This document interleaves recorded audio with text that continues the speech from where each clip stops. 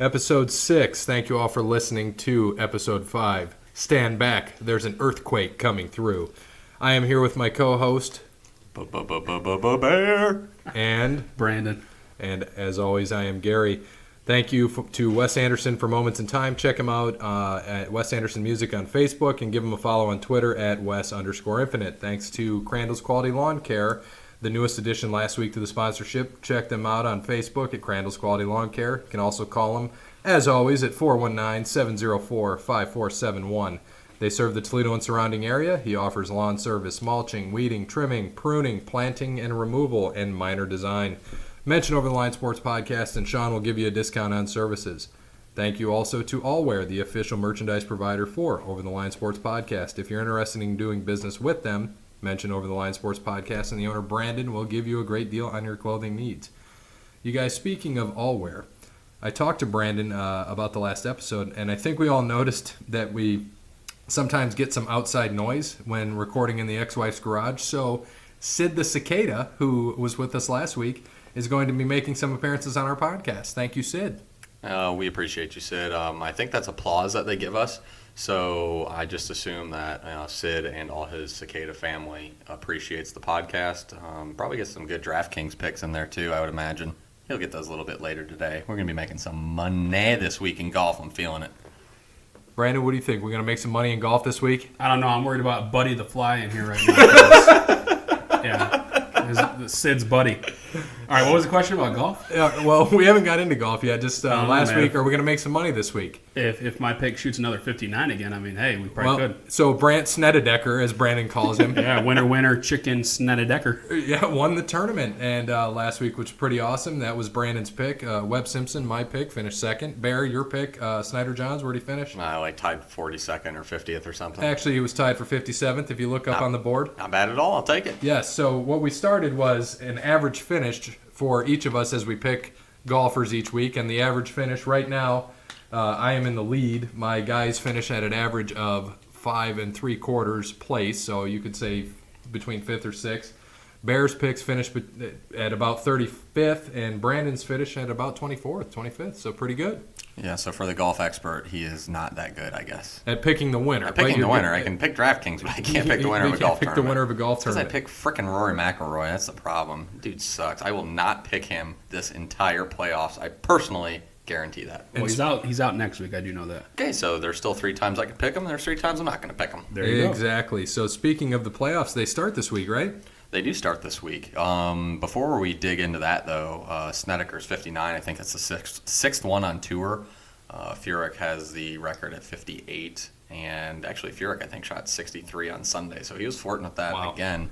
But yeah, Snedeker had a great Thursday, shot 59. When I saw that, all I could think of was Snadadaddecker or whatever the hell Brandon said. I think you were trying to get it with Shiverdecker, and you said Snededecker. Since we know Shiverdecker. And I said it right in my mind, and then when I tried to say it, I just added that A, so Snededecker. What, Canadian? A. Yeah. Snedda. Or like the Fonz. Yeah. A. That too. Anyways, 59, anytime that happens, absolutely, that's history making golf right there. That doesn't happen. That rarely happens in scrambles golf, as we found that out on Sunday, Gary. That was with 4 guys. He did it with 1. Yes. So, and had about I think a 50-foot birdie putt on 18 and rang it in from the fringe to shoot 59, which is pretty awesome. So good for Brant, wire-to-wire winner. At one point on Sunday, he actually was tied with Webb Simpson and C.T. Pan. Yep. And I thought, wow, is he really going to choke this away? Yep. And ended up pulling away on the last couple holes to win by 3. And I saw through 17 that C.T. and Brant were tied. So did C.T. double bogey that last hole? I'm not going to lie, I don't know. I did not watch the end of the tournament. Like I said, I know they were all tied at 18 under at one point, and I saw they were both at 20 after 17. Okay, and that's why. And he finished, I think, 18 under. And I think Webb was 19, so he must have bogeyed as well. And Webb jumped up, so he passed CT. CT and Brant last. Well, yeah, because he doubled, and then right. Webb must have just bogeyed 18, I think. Well, I think he birdied it to go to 19 because he wasn't up there with him. He was at 18 last I checked, and then he finished at 19. Oh, yeah, they're all tied at 18. Yeah. Correct. Yeah. And speaking of which, as you mentioned real quick, we had the golf outing this past weekend, and the scrambles. We were 12 under. Yeah, I think so. 12 And the winning team was 19 under, so we didn't even finish in the top 4, which was interesting. Thanks for the invite, by the way. Appreciate it. Actually, after the first drive Gary had, I said I wish Brandon was here. Yeah, he did. He actually did. And because, I've played 3 times in 2 years. But you got to give me credit. After 9 holes, it did pick up. After 9 holes, after 3 holes, I mean, after you started Chief and Sigs, man, whoa, buddy. And nicotine. And funny that you mentioned Chief and Sigs. You'll appreciate this, Brandon. My lighter ran out. So I was like trying to light this thing like crazy. And Cody was helping me out. He's like, nope, this thing's dead. So I see somebody that's selling raffle tickets. She's like, do you want to buy raffle tickets yet? I'm like, no. I noticed she has cigarettes. I'm like, you know what? I'll take them now. Just let me use your lighter. She lets me use her lighter. So for the next hole, all I did was light. And then after it was going out, I'd light the next one with that cigarette. So I did that 3 cigarettes in a row. And I did it twice out there while we were golfing. And you can ask Bear. We took my drive a couple times. You actually drove the green on, I think it was 5 or 6, one of those holes. It was a 265-yard par 4, kind of up a hill, slight hill. I mean, a good 20 feet right off the bat, and then it flattened out. And you actually drove the green on a fly. So, I mean, that's a good 262-yard carry. That's pretty beastly there. With a cigarette in the mouth. With a cigarette in the mouth, with the nicotine flowing through your veins. I mean, you were just a monster out there. And then on the last hole, we had 1 mulligan left, and Gary was putting like garbage, hot garbage all day. All day. So just jokingly, we all putted and we all missed, and Gary putted first. So he had his mulligan and putted last out of everybody again. No, sorry, you putted twice right off the bat. Yeah, so you missed the first one. He said, "Oh, we'll just use your mulligan," and we were all going to putt behind him. I said, "You know what, Gary? Take your glove off." And by the way, he stopped using his putter. He was using Nate's putter, I think, when he hit that Mine's putt. dead. It sounds like a tin can. Yeah, it's like he put a Pepsi can on the end of a shaft there, and was putting with it, and it was not working. So he used Nate's putter. And I said, Gary, take your glove off, see if that works. What does he do? Of course, he drains the 25-footer for birdie. It worked out. So I'm gonna take 18% credit for that. I give you more than that because like I was telling Nate, it was fun to be out there, and I just need to golf more and more consistent. I think I do a lot better. And I realized when I was driving, what Bear had always taught me in the past, because I was too close to the ball on my drive, so I backed up a little bit, and then it was hitting it more straight. And then sometimes I'd back up too far and I'd pull it dead left. But it was nice to be out there. I'm glad that we got to golf. I was out there for a little bit. So golf, back to PGA golf. What do we got this week? Okay, so this week the playoffs do start, the Northern Trust Open, and over time this has changed around courses quite a bit. Last year they played at Glen Oaks, and this year they're at Ridgewood Country Club. It's in New Jersey. They played there in 2008, 2010, and 2014. Are you going to keep smashing those gummy bears, or Yes, are you he going to is. listen? I am. See, I opened it up to where I don't, you don't hear the crinkle. So, I just heard the crinkle. That's me showing it, He's got to show the crinkle. I'm going over golf, and you're smashing Haribo gummy bears like they're going out of style over here. dude, you bought them. So. Are they by chance banana? I don't think I have so. no idea. Well, Lemon. see, after last week, And pineapple. Pineapple's the best. after, Telling you, pineapple on anything. Delicious. Do you hold on. Speaking of which, do you put pineapple on pizza? oh, How do you feel about pineapple on ironically, pizza? I used to hate pineapple on pizza. I thought it was like disrespectful to pineapple. No, it's But, disrespectful to the to pizza. pizza. Well, yeah. Yeah, that's what I meant. But lately, like Chinese food, when you go to a Chinese place and they put pineapple in there, we're talking about pizza. I don't care, but they got pineapple in there. I I haven't tried in Hawaiian. What do they have it on? Like mugu gai pan, or chicken fried rice, pineapple fried like rice. sweet fire chicken, man. That's some good From stuff. where? Do you go local Chinese place? You talking Panda like Panda Express. Express? I was going to say. Exactly. Panda Express. Sweet and sour, they put the pineapple in there. It's good. Actually, tomorrow night I have to go to a Korean barbecue I figured out with the customers from work. There you go. That's ridiculous. I thought you were going to say hot friend. No, after they ream us in a meeting for 3 hours. So Like ram you Are or they ream buying? you? Ream. Oh, No, ream. ream. Yeah, it's fun. It's the quarterly meeting. So how they those ream go. you and then they buy you food? Yeah, actually, I was talking to the head quality guy there today. He was in our place, and he said that they're just going to go family style with everything. And I'm pretty excited. Never had Korean barbecue, the hibachi style. It's all cook your own with the grill right in front of you sort of thing. So I'm a little bit excited for that tomorrow. And it's free, so that's the best part of the whole thing. So after I take a good reaming, get some free Korean barbecue, and we'll try that out and see how it is. Next week I'll give you an update to see if I like it or not. I mean, Speaking at of least they're nice about it. At least they buy you food after. Right. And speaking of updates, I know you had a birthday this past weekend. Did you get to see Hot Friend this weekend? I did. Well, one, I since we're on the topic of golf, I played at Harbor Shores, just to give a quick rundown of that. That's a Jack Nicklaus course. Jack Nicholson, the Joker. Wonderful. Yeah, and the guy from The Shining. No, Jack Nicklaus course. And you know what? I always used to love Jack, and I still do. He's a Buckeye. He's an Ohio guy. He is the second greatest golfer of all time. Sorry, I grew up watching Tiger Woods. I think he's the best of all time. I love Jack. After playing that course, I would like to find Jack and tell him that I no longer like him as a person because he and his course beat the living hell out of me this weekend. I shot a 97 and I should have shot 117. Oh my. We're talking 3-tier greens, If you shot a fast greens. 97, I would have shot like a 130. Okay, here we go. Listen to this. One, Nate made an ace on 17. Yeah. You knew that. I think you I didn't probably know saw that. that. Did you see Yeah, I that? saw that. Nate hit it. I didn't Can see you the tell us a video, little bit but- about that? You said it was 152 out. 152 out, hit a 8 iron because the wind was into us. It was pretty beastly. And just one hop. I mean, he hit right in front. He hit a beautiful shot. Nice draw right into the hole. Probably about 5 feet in front of it. Took one bounce, popped right in. It was absolutely gorgeous. Perfect shot. Even if he would have missed, he was going to be 2 inches away. That's I mean, awesome. At no point did that not look good. That was just one of those shots that looked good in the air. It hit. Everything was perfect about it. It was absolutely awesome. The first person he sees, of course, is me, and I'm freaking out as much as he is. Goes up, gives me a chest bump, and I think I bruised my sternum after that. But that was awesome. I obviously have a hole-in-one. That's Nate's second. So congratulations to him. That was amazing to see. Absolutely love. It doesn't matter who it is. Anyone gets a hole-in-one. That's pretty awesome. Brandon, do you even have a hole in 3? No, You made a par once. the most. Yeah, I made a par. I made a birdie before. Fallen Timbers. So 3. Which is a No, trash the most course, by the way. most I've gone out of I think was 60-yard chip. That was the farthest I went out. I think I was with you when you did that. While I was 12, I was with my dad. so Okay, I don't wasn't remember. with you. I feel like you've done that before, though. With Maybe I us. have. But yeah, it was. That's the farthest I've gone out. 60 yards. Beautiful shot. What's your shortest drive? Oh, I don't know. I slice it so my mind No, goes negative 75. Yeah, that mine one time you hit goes- it off the tree and it What ended was up that, behind Valleywood? us. That was at Valleywood. That was yeah. a Valleywood. He Yeah. just comes up. You golf righty, even though you're a left-handed batter and you're left-handed. You golf righty, and he comes up, hits it, smokes this tree that's like 15 yards from us, and ends up 75 yards behind us. We're like, I don't know if it was that far, but yes, it was far. Yeah, it was about 130 yards. So we're like, you got to play that, and we're not giving this to you. But we, of course, let him hit it again. It worked out pretty well, but. But to finish up on the course, I mean, like I said, absolutely beautiful course. I'm joking about the Jack thing. I mean, it was challenging. I love it. I love a good challenging course. I actually started off on the first and everyone hit garbage drive. Cody hit a good drive, but Nate hit a not great drive into the bunker. My dad, not a great drive either.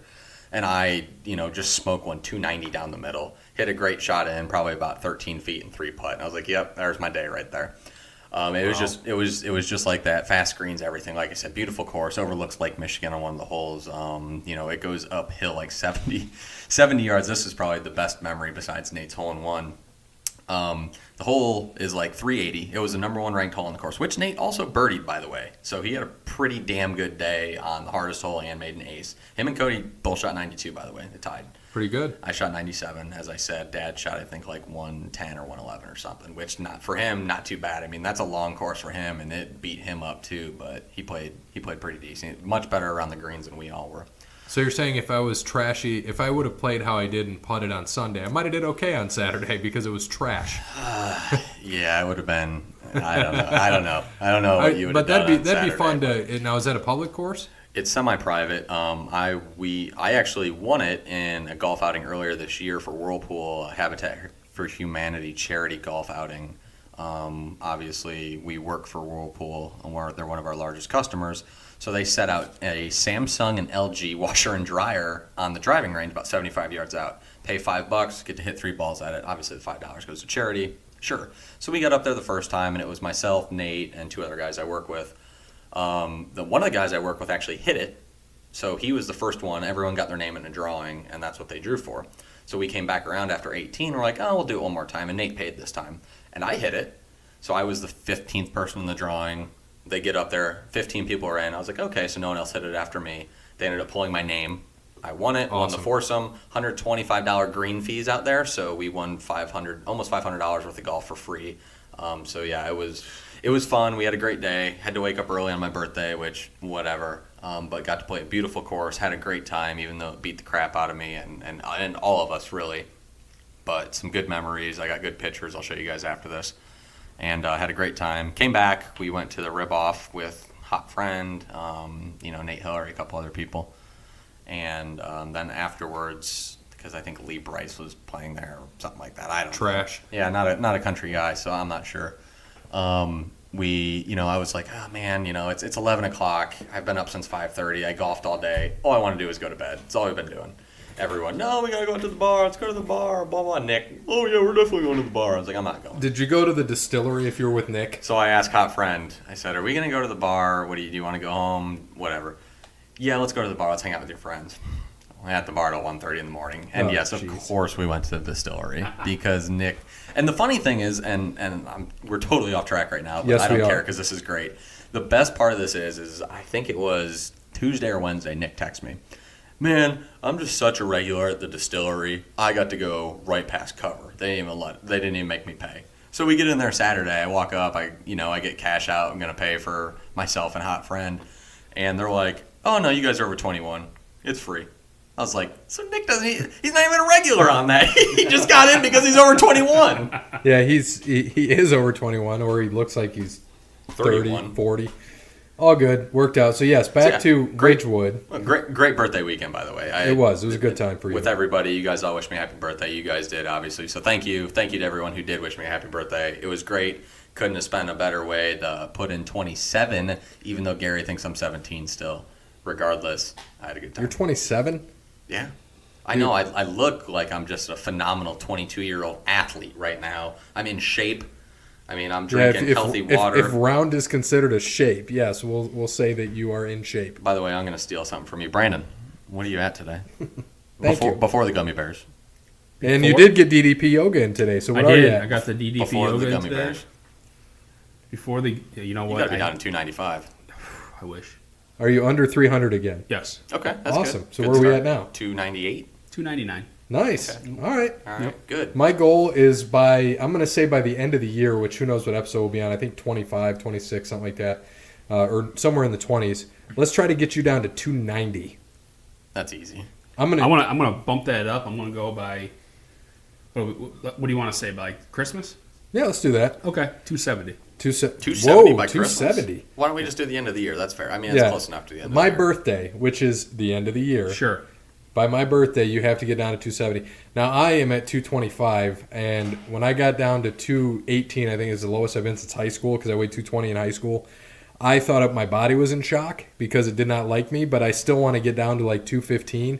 And so 10 pounds now at this point is going to be difficult for me because I'm at that spot. So I'm going to try to get to, like I said, 225 is where I'm at, 225 to 230. I'm going to try to get to under 220, so I'll go 219 by the same time. But 6 pounds for me is going to be ridiculous to try to keep off. Yeah, I know. It's like gaining weight for me. I try. It doesn't happen. And then when I do, it all goes to my gut. So it doesn't really work out. Oh, yeah. That's like me. If I get over 235, I can drop that to 225 quickly. But getting from 225 to 220 is like the hardest thing in the world. Granted, I have not been eating healthy lately. Either have and I. I'm still sitting at 225, which is great. And I haven't been in the gym in a while, so it's whatever. I need to do both of those things, and I'm happy that we all have our good health kicks going here. Not really, but let's get to these FedEx Cup playoffs. I'm really excited. Please, Ridgewood. What do we got? This is the best time of the year. Golf is ending. We got the playoffs. NASCAR playoffs are almost here. Football's about to start. This is best time of the year right now. So this week, Northern Trust Open, as I was telling you, they're at Ridgewood in New Jersey. They switch around courses, so it's kind of hard. As I was doing my research into look, as I said earlier, they played here in 2008, 2010, and 2014. This is the first year the Northern Trust is sponsoring this. It's been the Barclays for the last 8 to 10 years, I think it is, something like that. So, this week, the top 125 golfers in the FedEx Cup standings are going to be playing. There will be a cut. So obviously, if you're there, that's where you don't want to get cut, these lower guys. And that's kind of where you like to look because these guys want to make it to next week. You got to be top 100, excuse me. You got to be top 100 to make it to TPC Boston next week, Labor Day weekend. So they're cutting 25 guys out this week. Now, obviously, there's going to be a cut at 70. So we're losing, fast math, 45 people, I think, this week. How many 125 minus 70. 125 minus 70? 55. 55. Yeah. And then if people aren't playing, they don't bring in anybody. So they don't bring in anybody. They do not bring in anybody. It's still a top 125 no matter what. So this week, Rory is not playing, who is 21st ranked right now. Fine. So he's fine. He's not going anywhere. He will not drop. Ricky is not playing as well, oblique injury. Both of them will be playing next week. Ricky is ranked 17th. Just to give a quick little rundown here, DJ is the regular season points leader, which doesn't really mean much. Just means that he could pretty much not play these first 2 weeks and still be just fine. Maybe drop to like 20th. Like he won't drop a lot. Tiger is 20th actually. Now that I bring that up, the last person in at 125th, Seamus Power.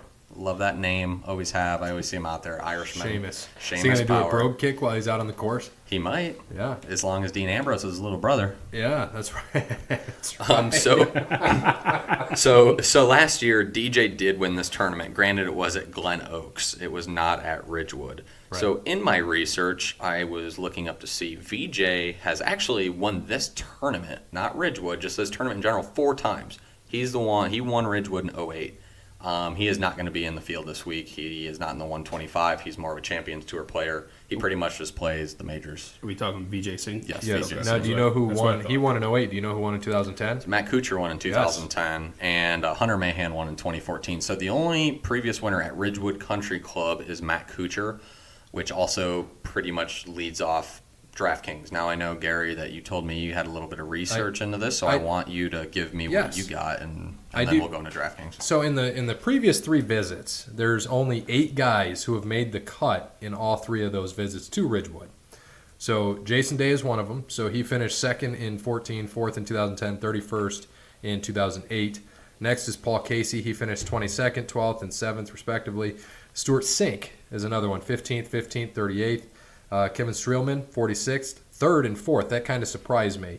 And then the others who were part of that all made all 3 cuts were Kevin Na, Charlie Hoffman, Bubba Watson, and Ryan Palmer. So one of my lineups is just based off me picking some guys, and the other lineup is specifically based off these statistics because I want to match them up to the guys I played to kind of see what's happening. Because for my first lineup, it's guys who have been playing hot, doing certain things. Of course, we have our picks we're going to make for this week, and we'll talk about that as well. And I'm happy you said that, and I know that we were texting earlier today, but happy to get it out here, is that I did the exact same thing as you did. I picked everyone who had great Ridgewood course history, and then I played the guys who I wanted to play and who were playing hot at the time. So we did the same thing and didn't even talk about it. That's awesome. Exactly, and I'm happy that you said, because you said you were going to impress me with your golf research here, and you certainly have. Well, so thank you. Keep going. I want to hear it. No, that's what I got. So just start me off then on. I want to hear who you got on DraftKings because I have a list. So do you want my statistical lineup? I don't want your lineup. I don't. We're not someone who gives out lineups. I want your top picks, top tier, and then I also want your sleeper picks as well. Okay, so top tier. So I'm going to say anything over 9,000 or 8,000. Okay, so 9,000. I have Jason Day, of course, played with, historically done well here. I actually have. I kind of want to say a sleeper pick for somebody that's over 9,000, but just because they're playing hot, I have Webb Simpson. Okay. He finished 36th here in 2014, but I think just because of what happened this past weekend, he's going to play good. Give me him. And then also only played once since 2010 and only played this course once, but finished 12th at -7. Playing a hot hand again. Give me Tiger. That's what the guy is just playing unbelievable lately. What he's done recently. Give me Tiger as one of those guys in the top tier that I'm playing as well. My non-research lineup started with Tiger Woods because same here. No matter what, when I play DraftKings, no matter how much money I play, where I play, I always have a Tiger Woods lineup because if everything else fails, I can still root for him at the end of the day, just like I'm going to root for him regardless. So I always have to play a lineup with Tiger Woods. Right. And I know, like, you asked me for some guys that were lower, so I'm not even going to give you any of the 8,000 guys. By the way, Matt Kuchar, who we said has won this, only 8,200. What kind of surprised me here, as we talked about Kevin Streelman, had a 3rd and 4th place finish here. He's running at 6,900. To me, that is a steal. Yeah, absolutely. He's an absolute steal. Kevin Na, he's only running at 7,600. Yep. This kind of surprised me, but didn't, and I had to do some more research on it. Phil Mickelson, kind of needs to play. He's been playing so-so lately, but he's only running at 7,300. Yeah, I was about to say, I saw him at 7,300, and I was like, and I didn't play him. I don't have him in either of my lineups now. That's not saying I'm not going to make another lineup tomorrow at some point and put him in it. to build with bigger guys around because 7,300 for Phil that's just not fair. It is not fair. Like he is I think 11th in the I want to say he might even be top 10, but I know he's like top 12 in the FedEx Cup standings, and he's $7,300. Now, don't get me wrong, DraftKings, FanDuel, these guys are great analytics guys. They know their they stuff. take favorites. They know these things. So when I see Phil at 7,300, it does worry me. Oh, because, same here.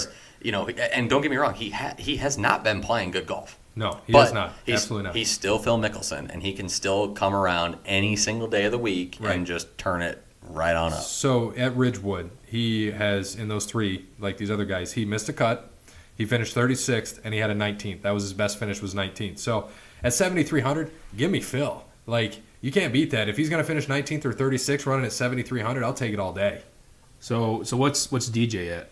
DJ is probably stat. I think he was the top guy. The stat guy around. Well, yeah. What's the price on it? Well, we're going to find out. Stat guy, get that for us, please. And I heard your phone. Did he get it? Was that stat guy or was that hot friend? I saw him bringing a 24-pack of Miller Lite, and he didn't share, so I'm kind of pissed off. Oh, he did. He did text me, but it's all slurred out. It looks like it's 11.5. That's what I'm saying. So he's top guy. He's top. And Bear, since you asked, I'm not going to say how I put these lineups together. But like I said, the guys that have run well on the history here, I threw in there Paul Casey in one of them as well. And then I almost, and give me this sneaky pick on one of my lineups, Patrick Reed, sneaky pick. And he's actually playing this week, Brandon. He's playing sneaky this week, pick. so Brandon can pick him. And then also just based on statistical data and what has gone on this year, Xander Schauffele, and then Bryson DeChambeau. So have him around there. I'm not going to give how I put in there. I'll show you later, Bear. But it's kind of what I ran with. And just going off research, before I even did any research, I put the statistical lineup or my lineup in based off how they're playing this year, what I thought could happen. And then I did the statistics, completely different lineup. Now, see, I did the opposite. And I'm going to go ahead and give my DraftKings picks, which a lot of them are like yours. But I want a little insight from Brandon on who he thinks is going to do well this week. Now, obviously, we'll pick our winners here. And actually, we're going to have a little bit of different format for the playoffs, which we'll tell you guys here in a couple minutes once we get through our DraftKings picks. Because I know Jason's dying to get another winning lineup out there. We're not going to be playing in our little 8-man tournament this week, but I want him to enter a couple $1 single entry tournaments. I wish $2. we were, man. You should. Oh wait, what is this, Tuesday? Yeah, today's Tuesday. It's a little bit late now, but I want him to enter his own. He always enters this and he doesn't do anything else. So I want him to venture out there. So I'm purposely not going to put one in this week, and I want him to do it on his own. I need him to get in other tournaments. He needs to get in single entries. Jason, I know you're going to be listening to me tomorrow. Single entry tournaments. Look it up. It's in there. You're going to win a little bit of money once you hear my picks here. And do that double up, baby. Double up that money. After Brandon goes through and gives us a little bit of research. All right, just what I got. I'm not going to give my pick yet because I know we're going to do that soon. I think I can guess your pick, by the way. But I'm not going to say it yet. Yeah, I'll wait on that. But I think some guys that go ahead. Sid is saying hi. I can hear him. But I can hear him too. Yeah. Can you hear Sid? I can't hear him yet. Buddy the Fly is still flying around. Hey, Sid, how you doing, buddy? No, some guys that I think will do good. I mean, I'm just looking at the odds. You got DJ at 9-1. You got Justin Thomas 12-1. Brooks Koepka 12-1. Stop it! Stop! Koepka. Stop! It's Koepka. Koepka. I'll call him Cupcake. Don't make me call him Cupcake. You shut up, up, Pumpkin Cupcake Spice. all you want. All right, Jason Day 12-1. Tiger Thought it was 16-1. Earthquake. So if you look at a sleeper pick that we were talking about, I don't like to look at Matt Kuchar as a sleeper pick, but when was the last time he won? In general or at Ridgewood? Yeah, in general. I don't know. That's a job for stat guys. So. Yeah, so I mean, Stat guy. You can look at him as a sleeper pick. I like Matt Kuchar, but I think he's going to do well. As you stated before, he did win here. I think other people that you'll see up there, I think another kind of sneaky pick that I'll pick is Tommy Fleetwood. He's a 28-1. Other than that, He's I think not playing this week. He's not? No, I'm kidding. Well, hey, I'm going off what I saw today. So again, I'll just blame Stat Guy. So like I said, you're gonna see the main guys up there. You're gonna see DJ. You're gonna see Justin Thomas, Justin Rose. You might even see Jordan Spieth up there. But you guys got any more until? Well, I'm going to go through and give my DraftKings picks here. But first, that guy got back to me pretty fast, so he must not have cracked open his first Miller Lite yet. Nice. Matt Kuchar's last one was the RBC Heritage in 2014. Yeah, so 4 years now. And I think he beat Luke Donald in that one, didn't he? Yes, he did. Okay. Yeah. So 4 years. I mean, like I said, I like Matt Kuchar. I think he's going to do well here. I hate to call him a sleeper pick, but he's my sleeper pick. Nope, and I totally agree with both of your guys' sentiments. Kuchar winning here is nice. Kuchar finishing top 10 here is nice. He's just a solid golfer. I mean, he's an all-around solid golfer, and also a stand-up guy. Love to root for Matt Kuchar. I've been pulling for him in the majors here lately. I'm hoping he gets one. He definitely 8,200 is a great start to picks. As going with Gary, Jason Day at 10-7. I started my research lineup with Jason Day at 10-7. He's got to be in the lineup. I mean, he's probably going to be really chalky this week. Everyone's going to be all over him. If you really want to get off the wall, go up to DJ, go up to Justin Thomas, because Jason Day's third right now. But if you're playing in some sort of cash game or single entry tournament, you want to start your lineup with Jason Day. If you start off Jason Day and Matt Kuchar, I think you can certainly build and find some good talent around there, cheaper and more expensive. That's kind of how I built my lineup. I started with both of them, found a few cheaper guys that have good course history, and then finished out strong with actually the winner who I'm picking this week, which I will tell you here in a little bit. So I'll give you 3 of my 6 in my lineup. But I gave all 12 of mine. I just didn't tell you how I put them together. Exactly, and that's what I'm saying. I'm giving those. So, like I said, your guys that are up there, your Day, your Kuchar, Gary Woodland, just had a great PGA. Took a week off. I think he'll do fairly well this week. Adam Scott, he has also good course history here. He's a guy that's, I think, 8,900 maybe. Don't overlook Adam Scott this week. Definitely make the cut. Been playing good golf, and he has won the FedEx Cup before, so he's been in this position. After finishing second or third, in the PGA, whatever it was, he moved up quite a bit. So he's not. I think that was Buford the Bulldog. I'm sorry. Was it? Anybody heard that? Yeah, I think everyone heard that. I'm sorry. I don't mean to interrupt, but I have to remind people that when you're recording in the ex-wife's garage, you're sitting in nature all around you. We might hear fire trucks. We might hear police cars. We might hear dryers, washers, Sid the cicada, Buddy the pie. Buford the Bulldog. You might hear random stuff. So we are going to... Stat guy crumbling beer cans up. Stat guy crumbling beer cans. Anything like that. And this is going to happen. And we do not plan on moving because we like our setup. So we're going to keep it here. We thought about getting professional. I can hear Sid the Cicada now. I don't really care. We're always going to be like this. Thank you to the ex-wife's garage. No thanks to her, but thanks to her garage for housing us. So appreciate it. Thanks, ex-wife. Thanks, ex-wife. Appreciate it. So my sleepers, my lower end guys who are cheaper, you can get into your lineups. Gary, I agree with you. Kevin Na has good course history here. He's actually been playing decent golf as well. He's just once again another solid player. Should be top 20, no doubt about it. 2 guys though that you didn't mention, who I really think that are going to go well under the radar. A guy at 6,900, Kevin Chappell. I love Kevin Chappell this week. He has been top 20 at this tournament twice. Chappy. I think. Well, now that Gary said good pick, he's not making the cut. Good pick. He's going to miss the cut. So thanks, Gary. And then the other guy who makes me a little bit nervous because he does have a hip injury, but he has made the last 3 cuts that he's been in, and he finished second here in 2014. William McGirt. William McGirt is sitting at $6,500. He's practically a steal for a guy who, has finished top at this tournament. So Will McGirt, definitely my low-end dude. I love me some Will McGirt this week. I'll have him in a few other lineups as I make them tomorrow. So those are the lower-end guys. That's what I got. I think, you base that off your course history. It never, ever hurts to do that. So going forward, I think we should make our picks, and I think we need to start with Mr. Brendan. I'm not going to be surprised. First off, before you do that, can you please tell our listeners the rules behind our picks for the playoffs? Okay, so for the playoffs, this is going to be for NASCAR and golf. Obviously, NASCAR has, 12 races in the playoffs?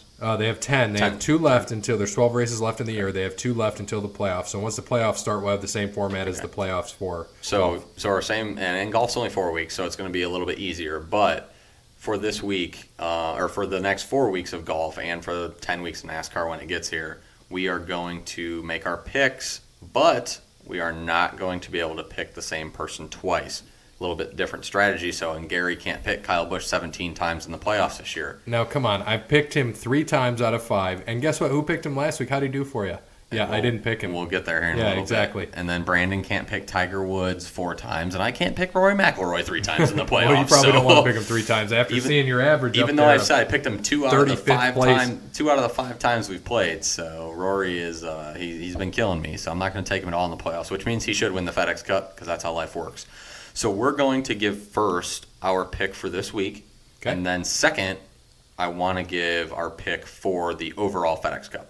The overall playoffs. I didn't prepare for that. I know you didn't, and that's why I got you off guard, because I didn't prepare for it either. So I just thought about it today when I was at work.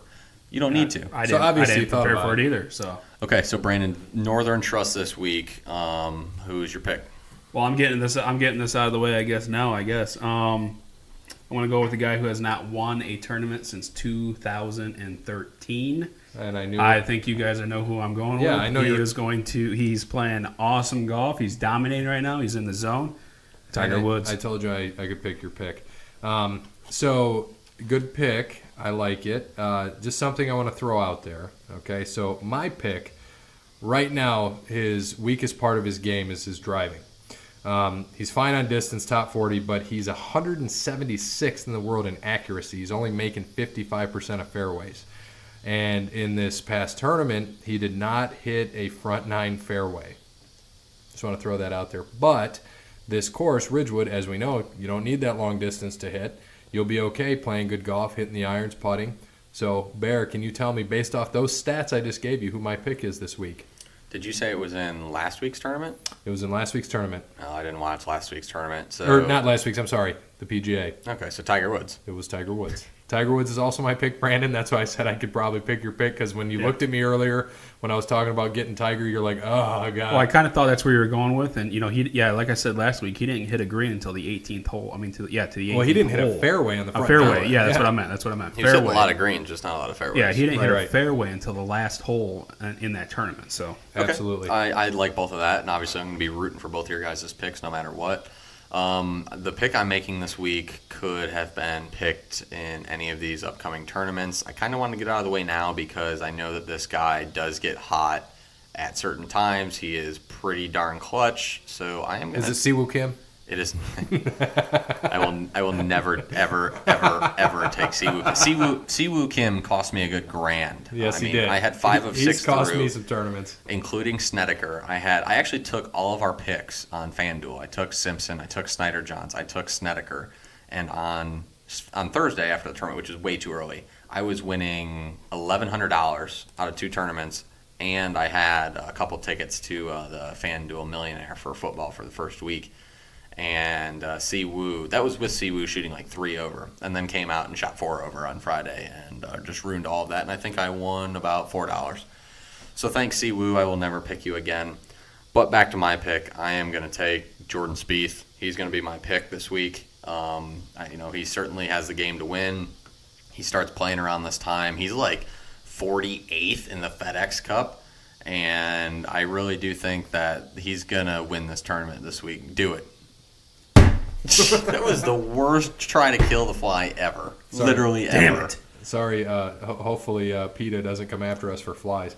Spieth. You got, and so I can no longer pick Tiger the rest of the time. Brandon cannot either. You can no longer pick Spieth. So good call there. Brandon, who do you think is going to win the FedEx Cup playoffs? Wait, so hold on. Let me go back to the rules. So he just picked Spieth. So later on, can I pick Spieth? Yeah. Okay. You and I can just not pick Tiger. We can't pick. We can't double our picks. Is it 4 weeks? Yeah, 4 weeks. Okay. But your FedEx Cup winner can be who you pick in one of these tournaments, because this is overall, obviously. Yeah, it's an overall pick. So I'm going to go with Brooks. I'm going to go with Brooks. Okay. You're going to go Brooks Koepka? I think he's sitting second right now. He is actually third. He's 705 points out. Yeah, Justin second, right? Justin second, 83 I'll do points out. Brooks. Okay. Bear, who you got? I am going to take... Your pick depends on... I'm going to not pick the same as you. I'm going to tell you that. I'll probably take the opposite. I want you to take Dustin Johnson, so I'm not going to take him. Okay. I am going to take... And I don't want to take Thomas, because then we take the top 3 guys. It's kind of lame. So I'm going to take... You know what? Screw it. Give me Tiger Woods. I'm taking Tiger Woods. I'm taking Tiger Woods. You know how awesome it would be I'm going to take Tiger Woods to win the FedEx Cup. He's sitting in 20th right now. All he's got to do is have a couple of good finishes. He makes it to Atlanta in the Tour Championship. Win the damn thing. Win it all. Well, let's do it. You're You're funny because I was actually going to say Tiger, so I won't pick Tiger now. Thank you, jerk. Because he's just playing so hot. Now he's been consistent all year, and I think we all just want to see Tiger win. So I'm going to, gosh, man, this is tough for me. I'm going to take the easy way out and go Dustin Johnson because I wanted Tiger. So I'll take Dustin Johnson just so we all don't have the same. But I'll tell you what, I will not, as I picked Dustin Johnson overall, I will not pick him to win a tournament for the playoffs because I took the easy road. I mean, if you get to it and he needs to win the FedEx Cup in Atlanta, then I'll take him. You got to take him. Yeah, I'll take him then. That's it. That's the only time I'll take him is in Atlanta if I have to take him. So we'll see what happens. Good picks. I'm sure. Barry, did you write that down? Yes, I did. Awesome. It should be a fun tournament this week. All the big names are out there, and there's a lot of guys back in that field they're going to want to play. And this is the fun part is that these guys know who are back there. They have to play aggressive. That's why I like playing these guys down lower. They know they have to make top 100 to make next week. I mean, this is $10 million on the line.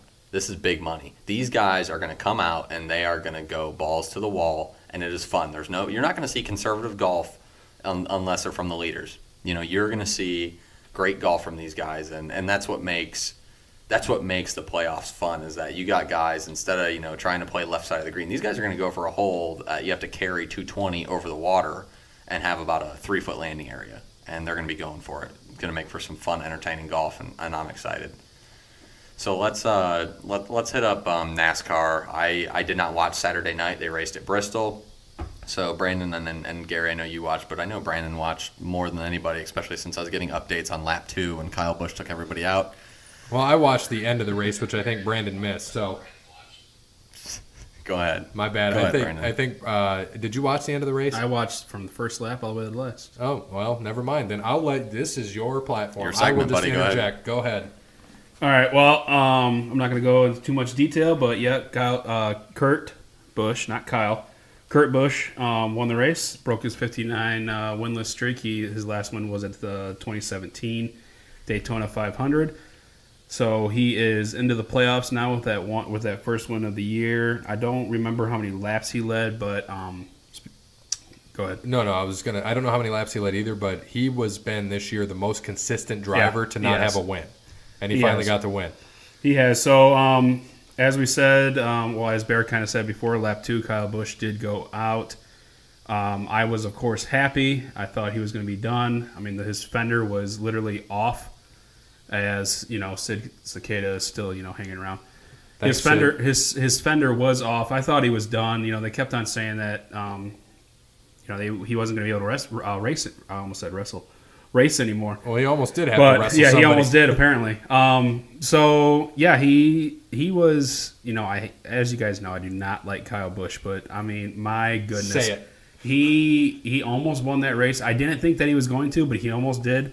The guy was almost 3 laps down. He had to battle at the end of the stage at the second stage just to stay on the lead lap. No, I'm sorry, he was 1 lap down. He had to battle just to get the lucky dog or whatever they call it now. Yeah, it's the lucky dog. That's right. Yeah, so, and he was all the way up to 3rd at one point, and then there was another caution. Then he rubbed tires with Boucher, yep, and then that dropped him down to 20th. He ended up finished 20th. He ended up cutting the tires, spun out, and then he was stuck, and he couldn't. Yeah. He was just running it on the rim. Yeah, he took out Truex. Truex was definitely not happy about that. I didn't hear anything about it. I want you to say what Kyle said after that. What did he say about bumping Truex? I did not catch his post. He said, it is completely my fault. I came in overestimated and just overestimated by 3 or 4 inches, and I got him. That is completely my fault. I usually overestimate by 3 or 4 inches, too. You do. I figured you did. So yeah, Kyle Busch, my goodness, like I said, his car was literally falling apart, and he almost won the race. And remember, he was going to be 7 gallons short. Yeah. Because he could not, probably didn't see this, Bear, he could not fill the car. Yeah, because the whole back end was gone. Yeah, the gas man had to. They had to pull another guy over because you're only allowed 5 over the wall for a pit stop. So they had to take another guy after you change the tires. They had to lift part of where the gas tank is to get the gas in, and that cost him like 5 seconds, which is a lot of time when you're pitting. Oh, absolutely. This dude is just passing people like crazy with half a car. Yeah, it seems like just insane. It was absolutely insane. So his brother ended up winning. Kurt Busch won. Do you hate him as much as you hate Kyle? No, I don't mind. I don't mind Kurt at all. I don't mind Kurt either, but he's just kind of boring. Maybe it's he's- because Kyle's so rambunctious. He's like Clint just Boyer kinda with me too. He's just Yeah. And it's boring. not boring in a bad way. Yeah, Like, no, It's it's just not. he's just kind And of that- boring. did- You don't think about him a lot. He's just kind of Yeah. there. and Did you see Kyle's driver introduction? So he comes out and they're like, the driver Yeah, introduction I is said, of Kyle course Busch, he and was- he's like, what? I don't need an introduction. Yeah. Walks away. Classic. He came out to I don't know, the guy's T-Pain song. All I do is win, win, win. Which is true. Yeah. is that T-Pain? I thought Yeah. it was Yeah, DJ it's Khaled. It's DJ Khaled, right? T-Pain's on there. It's like Yeah. five Well, guys. Well, there's like 20 people on Five there. guys. It's like most Oh, of the rap God. Why'd you songs bring from- up food again? Oh, That's that's all I'm thinking a about. good place, man. Double But cheeseburger. hey, fun fact with for the you. grilled cheese. I yeah, Yes, apparently you told apparently us it's about grilled that. cheese now. Yeah. Okay, Yeah. so I'll just go over because I thought I told you guys, but I couldn't remember. So if you get a grilled cheese at Five Guys, put 2 patties on it. It's cheaper than a double cheeseburger. You still get all the toppings, and it's cheaper by like 50 cents when you put 2 on And you there. probably get more cheese. Oh, you get a crap ton of more cheese, and it is amazing. Absolutely delicious. I don't know if I'll ever get a double cheeseburger from there again. Like, it's that good. So just everyone out there in listener land, I hope you get Five Guys tomorrow for lunch when you're listening to this, or dinner. I'll be eating taco salad left over from dinner. But fun fact, I just wanted to tell you about this. So after Saturday night's win, Kyle and Kurt are the first brothers in NASCAR history to have 30 wins apiece. Kurt has 30 wins? Dude, he's been around. He Yeah, has a he's championship. consistent, He won the yeah. championship in Yeah, like but 03, 04. so you win a championship, you win like 5-6 races in a year. Okay, well, he's been racing, what, like 18 Yeah, years, he's been 19 racing years? a long time. That's winning 1.5 races a year. That's pretty decent. And when earlier Well, in in his NASCAR, career, it's very good. Yeah, I mean, yeah, and if you Kyle's win at what, 49, I believe. Yeah, he's if going for 50. you win a race in a year as a normal NASCAR driver, not Busch, Truex, Harvick, I mean that's pretty damn impressive. Well, and what there is talk of right now, speaking of which, Casey Kane is retiring, Yep. and so is Elliott Sadler from the Infinity Racing. And so what's going to happen? Also, there's talk of Kurt Busch leaving Stuart Haas and going to taking over Jamie McMurray's car. So he'll drive the number 1, and he'd take Monster with him. Now, who did they say may come to Stuart Haas? Brandon, did you? I did not see who they were thinking of bringing, but I did see that Kurt Busch is thinking of. They are thinking of letting Kurt Busch go. I think after this win, I mean, if he wins another race and he dominates in the playoffs, or if he does pretty good in the playoffs, I don't know how you would let him go. Right. And But- sorry, that was not me this time. That was not me. But yeah, I do not know who they thought of bringing in his replacement. Yeah, I can't remember who it was either, but we'll see what happens. And then kind of the last thing was the Chevys again. They're having their issues this year, but we'll see what happens. They may come back. I just want to throw out there our picks from last week. I had Kyle Larson, who happened to finish second, and you should have taken Chase Elliott. He dominated that race and finished third. And Yeah. by the way, Gary, that's 2 straight pole picks, isn't it? Yeah, that's 2 straight. Hamlin I had and Larson, right? And we picked them on Tuesday or Wednesday, which is Right. insane. And luckily this week there's no race, so I don't have to try to do it 3 Got weeks in a row. Darlington in 2 weeks. It's Sunday, right? Yeah, because it's Labor Day weekend. Right. So yeah, it'll be a Sunday race. I love Darlington. Lady in Black. Lady in Black. Love that. And I'm so- happy they brought that track back.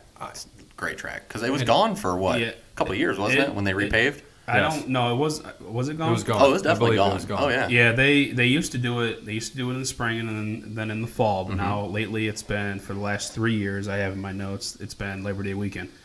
So it used to be like second week of March, and then it would be like the second or third week of September. So it's the first week of September. What's Right. the famous saying for Darlington? I mean, what do you get when you go there if you're a real NASCAR driver? The clock. God, Brandon, the Darlington stripe. Goodness. Oh, the stripe. Yeah. We'll go more. Oh, you're talking about. I thought you meant trophy wise. You're talking about the stripe. Jesus, I Yeah. thought Brandon was Yeah. a freaking NASCAR fan. So he is, but so Kyle Busch finished 20th, which was Bear's pick, and Brandon, your pick was Kevin Harvick, who finished 10th, and then I had Larson, who finished second. So NASCAR off this week. We'll get back into NASCAR next week and make some picks for you again. So shifting gears over to the Major League Baseball, just an update. If you guys want to interject, you can. So Red Sox sitting at 88 and 38. They lost 2 in a row, by the way. To who? I don't even know. The Tribe. There you go. So Tribe are on fire. They're coming. They're 50 games over 500. Indians leading the Central at a big 72 and 52. 13 games ahead of the Twins, so that's pretty much done. Houston and Oakland, this kind of surprised me, sort of. They're both tied at 75 and 50 in the West. Yankees are leading the wild card at 78 and 46 with Oakland and Houston fifth, 3.5 games out. And I just want to see if you know this, because did you guys do any statistics on baseball? Did you look at anything before I ask this question? Nope. Okay. Don't look it up either. Who do you think is winning the NL East? NL East? The Yeah. Braves? It's the Phillies. Phillies or Braves, right? Braves are Yeah, winning by the a game Bravos. over the Phillies. Nice. They're a game out at 68 and 56, and Atlanta's 69 and 55. And the Nats just traded away David Murphy to the Cubs today and Matt Adams to the Cardinals. And I was actually listening in on Sirius Radio on the Fantasy Sports Network there at Channel 87. They had the Nats manager on there after the trades and said, yeah, we're looking for – it was a move for cap space for next year. It was a move to get the young guys in. So it pretty much sounds like they're giving up on the year, which makes me believe that they're getting rid of Bryce in the offseason. I would not be surprised. Yeah, they're going to start selling. And I think that the Yankees – They already have. I know that I'm not wanting this, but the Yankees, I don't know if you saw this, are looking at potentially Bryce Harper and Machado, which I do not want. Won't happen. They're looking at it because they have the money to do it. And depending on what the Red Sox do and if they whoop their ass some more this year, it could happen. But Washington, since you mentioned them, 7.5 games out at 62 and 63. They're done. Cubs are 71 and 52, 3 games ahead of Milwaukee. Also, before you go any further, since we're just going to go over this quick, getting Murphy today, pretty huge, but they lost Yu Darvish. So Yes, that's a huge loss. tough to the pitching staff. Yeah, he pitched, I believe yesterday or the day before. He got pulled after the first inning. So Right. And then out in the West, Arizona is a half game up on Colorado. Just a half game. Dodgers are sitting 2.5 out. Now, we have our MLB picks up. Gary, you still have Boston over the Dodgers in 6. I'm not going to change it. I know you're not. That's why I'm saying. This is done. This is set. Brandon put his off air yesterday. I made mine whenever our first podcast, I think. Last week. Dodgers over Astros. I said it's going to flip-flop in 7. So Yes. I think this year will be the same World Series, different outcome. Dodgers win in 7. Brandon, you said Cubs over Red Sox. You didn't give us in how many games. So right now on the 7. record, 7 games. Okay. So we can write it down. I like it. And just to say the wild card in the NL, Milwaukee is up a half game on Philadelphia, Colorado, and St. Louis. They're all within a half game. 4 teams within a half game for 2 spots. And then those latter 3 that I mentioned, Philly, Colorado, St. Louis, all tied for that last spot. Dodgers are still 2 games out. So if you're looking at the wild card, they're 5th. And 2 teams get in. But I still think the Dodgers get in. 2 deep. Clayton Kershaw is going to play well. Manny Machado, that great addition. So we're going to see what happens there. Also, Tribe up right now 2-0 on Boston, and Boston right now is losing to Justin Bieber's brother. So I'm just throwing that out there. I love it. Honestly, I am a bad fan. I haven't been paying attention to the Indians, but they have someone pitching tonight, S. Bieber. I don't even know what his first name is. I'm going to click on it. Bieber. Look. I'm gonna guess Shane. Shane's going to be Shane. Shane Bieber, Nailed it. Sean So Bieber, Shane. I do know a little Speaking bit. of Sean, please check out Crandall's Quality Lawn Care, 419-704-5471, and All Wear Clothing at allwearclothing.com. Justin on the Twitter, since we're talking about Justins, gave us a question. Who in sports would have the best America's Got Talent acts? Cannot be anything related to their sports. Man, I totally nailed this week. Once again, I can't thank Justin enough every single week for these questions because, honestly, this one, I had one that's serious and I have 2 that are funny. And the 2 that are funny, it took me a while to think about. The one that was serious, I think everyone knows about. They say it feels like every NFL year. So I'll start. And it's probably the same as me because I just said this person's name, period, and I was done. Justin Tucker? Yes. His opera singing? It's unbelievable. Gorgeous voice. It's unreal. And he's the best kicker in the Brandon's NFL. probably like, he sings opera? no, I blanked for a second, but yes, I know what you're talking about. Yeah, no, Justin Tucker, period, done. And now that you mentioned it, I just thought of some funny ones in the head, so I like it. Okay. Brandon, what do you got?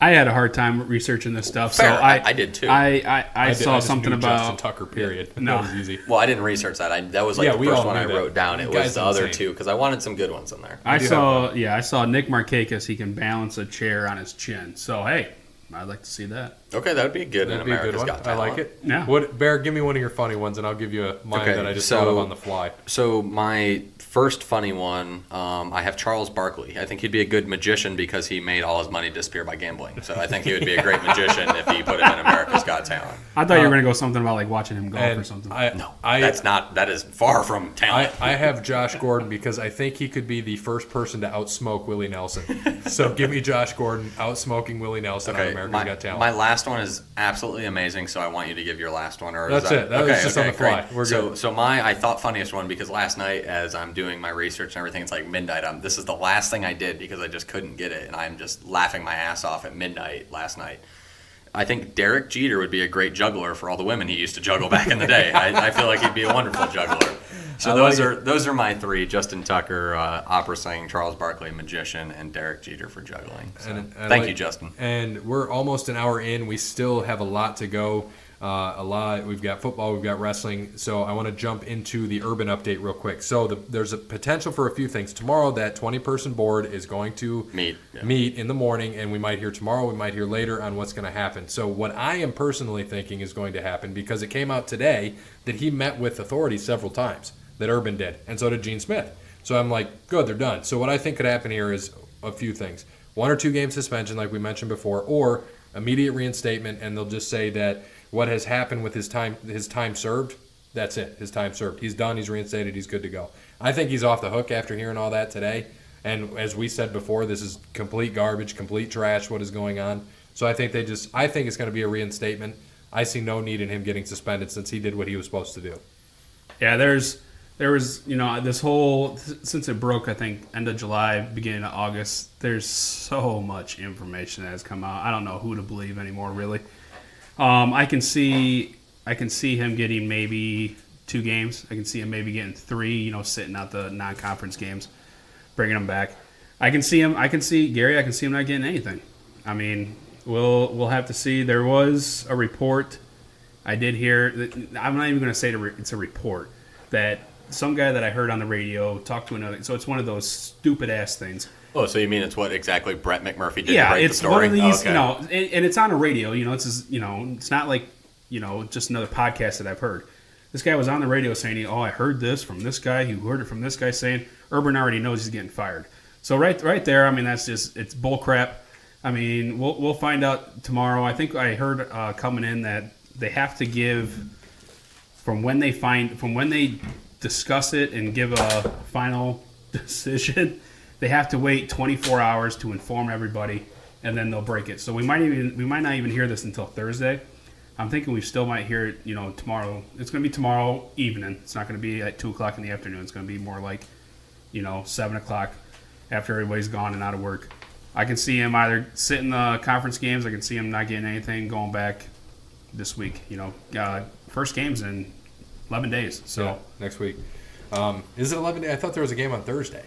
Ohio State's first game is in 11 days. Okay, so good point. So going into the preseason rankings of college football, so we're going to be making weekly picks for college football. That's okay. I didn't want to give my urban update. Oh, I'm sorry. I am so sorry, Bear. I will give you your urban update. Go That's ahead. okay. I was just going to agree with you, because what I read today was he's either going to get a 2-game suspension, but they also have heard that, like you said, that this whole time off is time served. So they said there's probably not going to be a suspension if all is true. That's why all the rumors are coming out. I didn't see the stuff with Gene Smith, so that's new to me. I really do think that this case is for the football side of things, for the Urban Meyer side of things, is closed and shut. I think this is done. You know what? If he gets a 2-game suspension, I think it's stupid. If everything that comes out says that he did what he needed to do, if that's the case, then it should just be his time off right now. He should be immediately reinstated. Let's start prepping for Oregon State. If he does, I would like to see, if he does by chance get suspended, I'll look at it in a positive light, that we get to see what Ryan Day can do. Yeah, absolutely. That's what I'm looking forward to if it does happen. Yeah, hopefully, and again, I'm not an Ohio State fan at all, but, we all saw, when Finkel was there, how they took over. They went, 6-6? Yeah, I said Finkel, as in like Ray Finkel. Finkel. Yes. Ray. What do you know about Ray Finkel? So, soccer style kid graduated Collier High, June 1976. we all saw what happened there. They just fell apart. You guys went 6-6, or I'm sorry, Ohio State went 6-6. So if he's suspended a couple games, we'll see you guys open with Oregon State. I think then you go to, or TCU comes to Ohio State. And then I forget your third. It's probably like Army or some cupcake team, but you mean TCU? Yeah, real cupcake. He just team. said that. That's what I said. I thought you said Army. You said third. No, he said your third game. What's yeah, your it's TCU. Okay, so what's he your did second say game? that. I don't know. We got Well, that's Oregon, okay. Oregon I'm State. sorry. I got and- TCU in your second game. Oh, it's like Bowling Green or Miami of Ohio. yeah. Or something. So Yeah, probably. we'll get to see what Ryan Day can do. We'll see if he can carry over what that. Rutgers. Oh, okay. Oh yeah. So we look at that. Rutgers. Look at that. Ohio Who's- State goes in conference. Yeah. What does Notre Dame? Ohio State's third non-conference game. When does Notre Dame go in conference? I know it's not the second week of the year. Never. I'm pretty sure it's Miami of Ohio. I'll let Stat Guy look that up, but I'm pretty positive it is. So while you look that up, Stat Guy, I'm going to talk about what we're going to do for picks. So each week we're going to make weekly picks for college football starting next week. We're only going to pick the top 10 and Michigan State and Notre Dame. So their games as well, if they're in the top 10 or not. To spice things up, we are actually going to bet on the line for the college football games because top 10 is what happens. So, Brandon, I know you're looking at me funny. So, I just pick the winner. I don't go no, for this, giving though, you 4 points. No, for this, though, you need to do that because we could just say, oh, Alabama, yeah, they're going to win. We know that. But if they're a 40-point favorite, are they going to cover the 40 or not? So what that means is, let's say they're favored by 40 points in week one. If I they know you're giving Little Sisters of the Poor 40 points. Yeah. So if they score, if they win by 40, are we going to call it a tie or a loss, Bear? If the line's 40, it's a tie. No, it's a tie. We'll call it a tie. If you play by lines and it's a 7-point favorite and they win by 7 points, it's just a tie. That's It's a probably push. that's usually why you see halves. Exactly, but no, we will play pushes. If that's what it is, and we're going to play that way, we definitely will play pushes. So we're going to do that, and we'll have a weekly winner out of the three of us, based on record, and then we're going to also keep running total for the entire year of record each week. So after 13 weeks, we'll have a record. We may be 10-2-1, 10-3, what have you, against each other. And then also what we're going to do is for a tiebreaker, we're going to pick a game each week for a tiebreaker, and that game you have to pick the winner, and the score is going to be the tiebreaker. So the closest to the score is what's going to matter. Brandon, if you're listening to that. And so, Brandon, did you catch that? Yes, I did. For the tiebreaker, what we're going to do. And then also we will keep our running stats on what our record is for every game this year. So we may have 130 games that we are betting on. Oh, absolutely. And I think what we need to do, too, for each week is spice up the ante a little bit. So Brandon, if you try to kill that fly one more time when I'm talking, I'm going to hit you with a pair of scissors, okay? So I think we need to up the ante a little Brutus bit. the Barber beefcake right there. So hopefully I want some people in listener land out there to hit us up on Twitter at OTL Sports Pod, at OTL Sports You got Pod on that Twitter. right. I'm impressed. And I also on Facebook as well. You guys can hit us up Over the Line Sports Podcast. Give us some ideas on what our bet should be. We're not going to do money bets. If we have to do some food bets, whatever the case may be, but I like that. The loser has to buy lunch or loser dinner. has to something like bring in that. something, anything like that. So if anybody has anything out there, let us know. Let us know on our social media platforms, and we want to hear these things, and we will pick the best one by football season here in 2 weeks. So let us know what we should bet each week, and then maybe for ourselves we'll put in something just overall or something like that. We'll figure something out. I like it. And Brandon, just let the fly go, man. I know he's making you sweat bullets, but it's okay. So pissing me off. Let's jump into the Big 12 preview. Big 12 preview. So one division. Because there's only 10 in the Big 12 and 14 in the Big 10. They do play a title game. They do play. Thank you. Appreciate it. Well, I'm just saying they started that last year or 2 years ago. Well, I thank you. That's all we'll say. So first off, Brandon, you can go. Earthquake is pissed. That fly got him. Brutus, the earthquake beefcake. So, Brandon. Beefcake. Beefcake. Give us a rundown of your Big 12. All right, my Big 12, the favorite, it's Oklahoma. Lost Baker Mayfield, lost a lot, but they're still they're consistent. They're going to stay up there. I forget who they're bringing in, who's replacing them, but Who's replacing who? Him? I think it's It's Kyler Drew. Murray. Is it Kyler Murray? Okay. Kyler Murray. Kyler. Okay, Kyler Got Murray. that Right, there you millennial go. name. Tyler with a Kai. Yeah, they throw a lot. They're going to keep on throwing. I got them 11-2. Obviously, with the 13 games, they're going to make it to the title game. I got West Virginia going 9-4. 9-4. You They have got the title game. I do. I was about to say, because they only played 12 games, Yeah. which means you got to have them in the title game. Yep. I like it. So I got them 9-4. They got a Heisman favorite in Will Greer. He's gonna be a big time player this year. Texas 8-4. TCU 8-4. I do have them losing to Iowa State. So there you go. As you should. Iowa State, they're my sleeper. I hate to call them a sleeper. I think they went 7-5 last year. They're 8-4 this year. Good things out of Matt Campbell out of there. Oklahoma State 7-5, taking a step back, losing Mason Rudolph. I got K-State going 6-6. Yeah, sorry, Bill Snyder. I'm waiting for something. Are you waiting too? Yeah, don't even say it. Let him go. I'm not waiting. All of our stuff is matching up for once, Brandon. All right, Really? Well, Yeah. Baylor 5-7, so they're going to take a step forward with their coach, who I'm blanking on right now. Sorry, Mr. Bachelor, Texas Tech. Cliff Kingsbury, he's going to go 5-7. He might lose his job this year. Kansas. Who cares? That dude's a we freaking are stud. we are almost matching up too. Well, sorry. This is That's interesting. good. Kansas 2-10. 2 and good for you. I only gave him 1 win. All right, so Bear, go ahead. So, I agree with you. Oklahoma up top 10-2. I have their 2 losses to West Virginia and Iowa State. Texas, I have it. I have So it do 9-3. I think Texas and Oklahoma will be in the title game.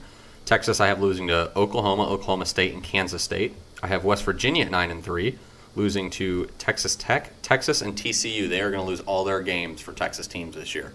So Who was that? I'm sorry. that was West Virginia. I have it 9-3, Okay. but they lose to Texas, so they lose the second place tiebreaker. That's thus not making the title game. That gives me Oklahoma and Texas. I have TCU at 8-4, Iowa State at 8-4. Can't say enough about Matt Campbell. He was a Toledo coach. Love Matt Campbell. Love the local guy. Root for him very heavily. I hope he has a great year. I know he's got some upsets in him. They're gonna have another stellar year. They're gonna go 9-4. They're gonna win whatever bowl game they get placed into. I got them beating Oklahoma. That's one of their 2 losses. Oklahoma State 7-5. I agree with you. Losing Mason Rudolph's going to hurt a little bit, but they have no defense. Oh, the whole Big 12 really has no defense. Actually, Texas probably has the best defense in that conference. And what'd you have for TCU? 8-4. Yeah. Okay. Kansas State I have 7-5. Between that and 6-6, all the same. I have Texas Tech at 6-6. I do think Kingsbury. I think they're going to go 6-7, lose their bowl game, and he will get fired after the bowl game. But I think they do make a bowl this year. Their offense is just always way too explosive. Their defense is high school level, high school quality defense. Baylor. The whole Big 12 is kind of. Baylor at 4-8. They shouldn't even be playing football. They should be on the death penalty. So I wish they would go 0-12. I can't stand Baylor anymore after all that crap that went on there. And I have Kansas at 1-11. So. All right, and I forgot to mention I got Oklahoma over West Virginia in the title game. And I have Oklahoma over Texas in the title game. Gary, go ahead with your rundown, and then we'll give our top 3 players in the Big 12. Okay, so I have Oklahoma 11-2 over Texas 10-3. Here is why I have Texas up there. I don't know if you guys actually looked at this.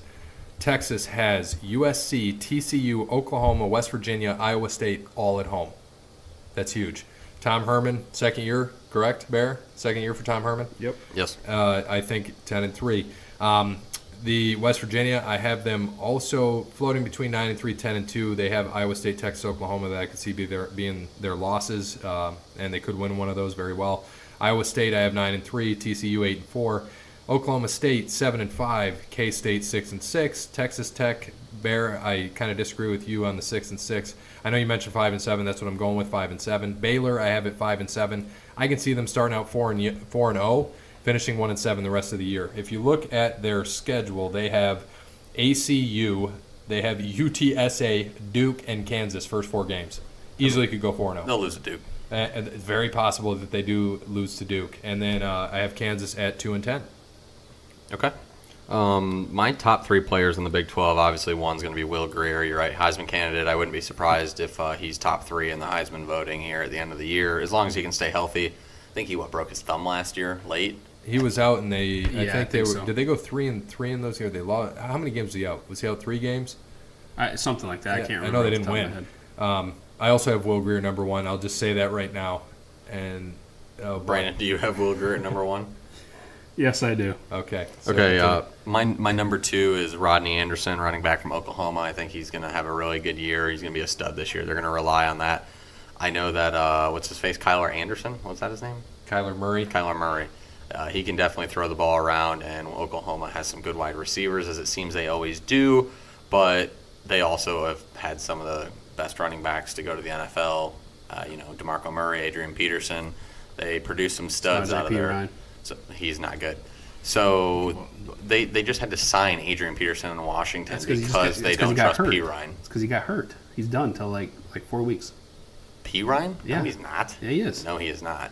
Yes, he is. Absolutely not. Stat guy, look that up, please. No, P. Ryan is not hurt. Do not listen to Brandon on this. I listen to fantasy radio all day, every day. People, trust me, Brandon is wrong. P. Ryan is not hurt.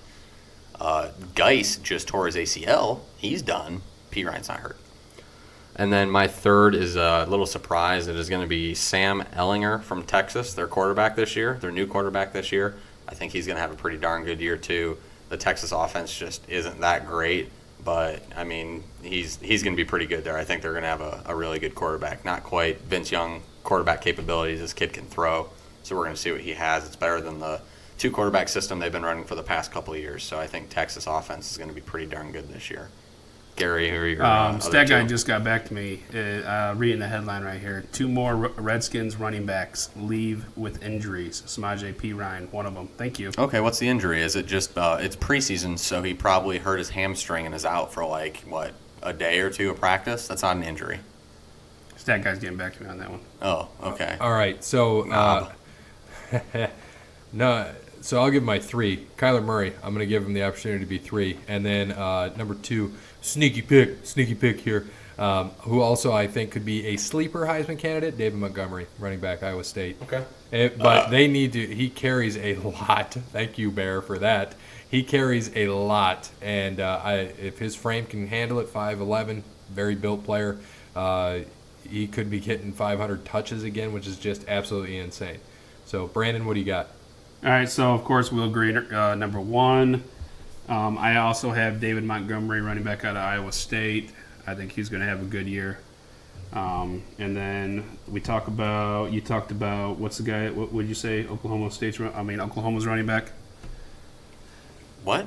What was Oklahoma's running back? What? Sorry, I was just going to go into a what thing there.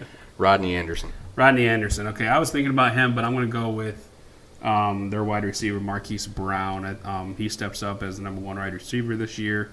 Like I said before, they throw the ball a lot. They're going to keep on throwing the ball just because Baker Mayfield's gone doesn't mean they're going to switch up their offense. So they're going to throw the ball a lot. Marquise Brown, he's going to be up there potentially. So remember, this is just 3 Heisman favorites from the Big 12. This is not overall. We'll give that at the end.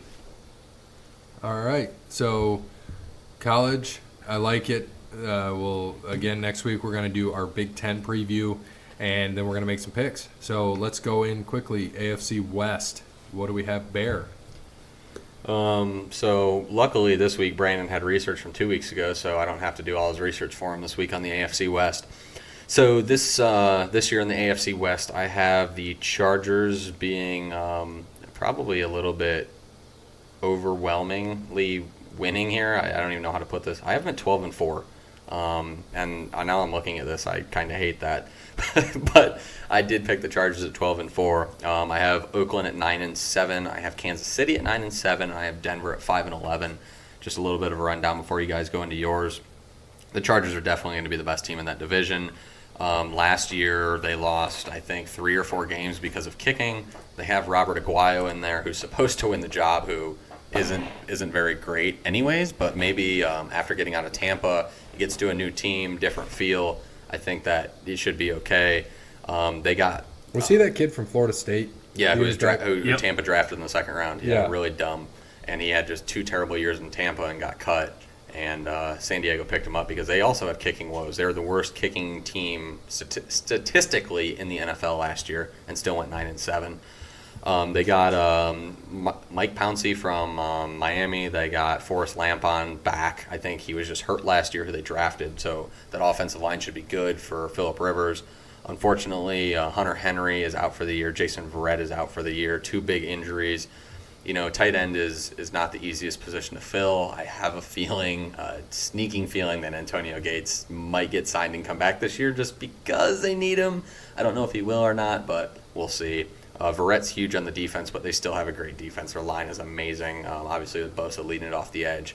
So I think they're going to have a really good year. The offense is always good. Melvin Gordon, they got some good wide receivers as well. So they should have actually, I think the best possession receiver in the NFL. They have Keenan Allen. Would you agree with me there, Gray?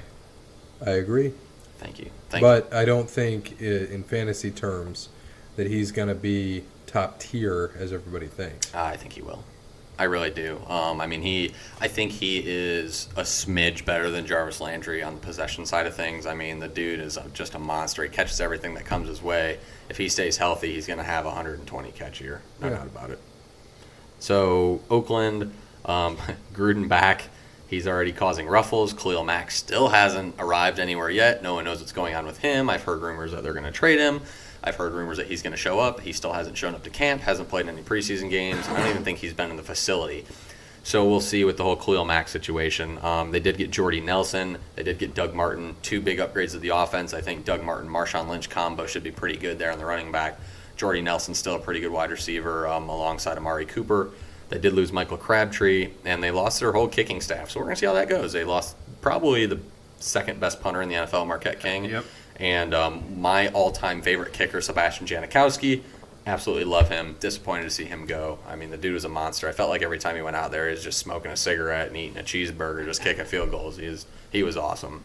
He reminds me of the kicker from The Replacements. Yep, just smoking the cigarette, the English guy. Yeah, just 200 pounds heavier. Yeah, you're right.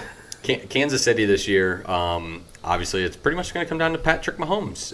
Alex Smith was game manager. Patrick Mahomes is a gunslinger. We're going to see how that goes. He's a rookie. You just saw last week he threw a 68-yard bomb in the air to Tyreek Hill. In the air. And made it look easy. That was amazing. He flicked his wrist. I mean, Aaron Rodgers makes those plays and flicks his wrist. And, I mean, Mahomes made it look even easier than him. Now, don't get me wrong. Rodgers is 70 million times better than Mahomes. But just the ease he threw that ball, oh, my goodness. The kid could be an absolute stud. He's going to struggle this year. He's going to throw into a lot of double coverages. He's going to get intercepted a lot, but he could also have a lot of touchdown passes. They did get Kendall Fuller. They also signed Sammy Watkins to a huge deal. So we'll see how he plays with Tyreek Hill and Travis Kelce, who's probably, I think, the best tight end. I think he's better than Gronk in the NFL. They did lose Alex Smith, obviously, to the Redskins, and Marcus Peters, who is top cornerback probably in the NFL, went to the Rams. So I will touch on that a little bit when we get to the NFC West. Denver at the bottom. They're going to have the best defense probably in the AFC West, a little bit better than the Chargers, but their offense not going to be great. Case Keenum, game manager, I just don't think he's going to be the best. Their offensive line is not good at all.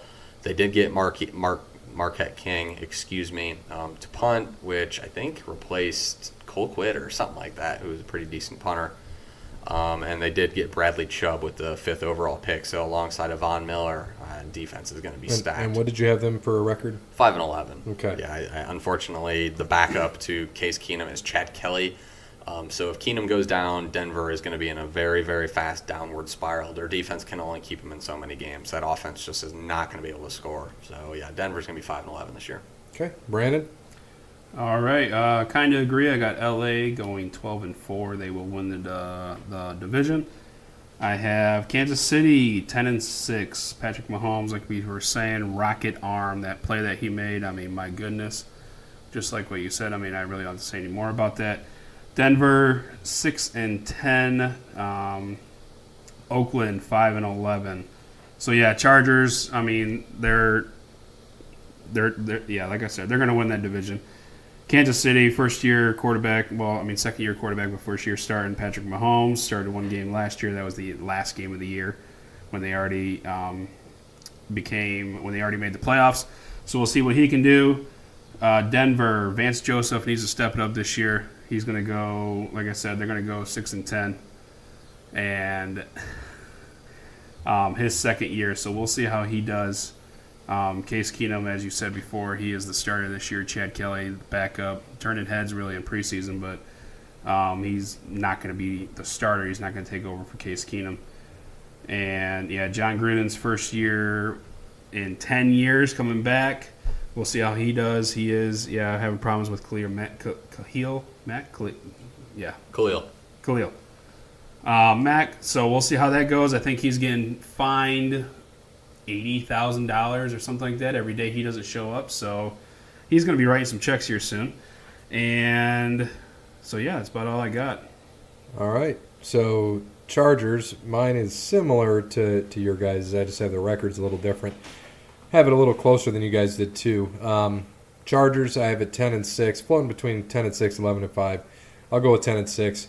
Key addition will be whoever the kicker is, and like you said, that is a big thing. Last year they lost the first 2 games, I believe, based on last-second kicks, and they destroyed the Chargers because of that. Kansas City, I have it 9-7. They won 2 straight division titles, but now they have Patrick Mahomes, not proven, instead of Alex Smith. High potential, high risk, high reward, always big there. Denver, I have at 8-8. I have a little faith in them. Von Miller, like you said, with Bradley Chubb, 5th overall pick. Defense will look pretty good. Case Keenum, though, we see what he did in Minnesota. We'll see if he can carry it on over here. It's going to be different. You have a different conference, different division, different kind of playing out in Colorado. So we'll see what happens. Oakland, I have it 6-10. Carr, and here is why. In 3 consecutive years, Carr has gone from 32 touchdowns to 28 to 22.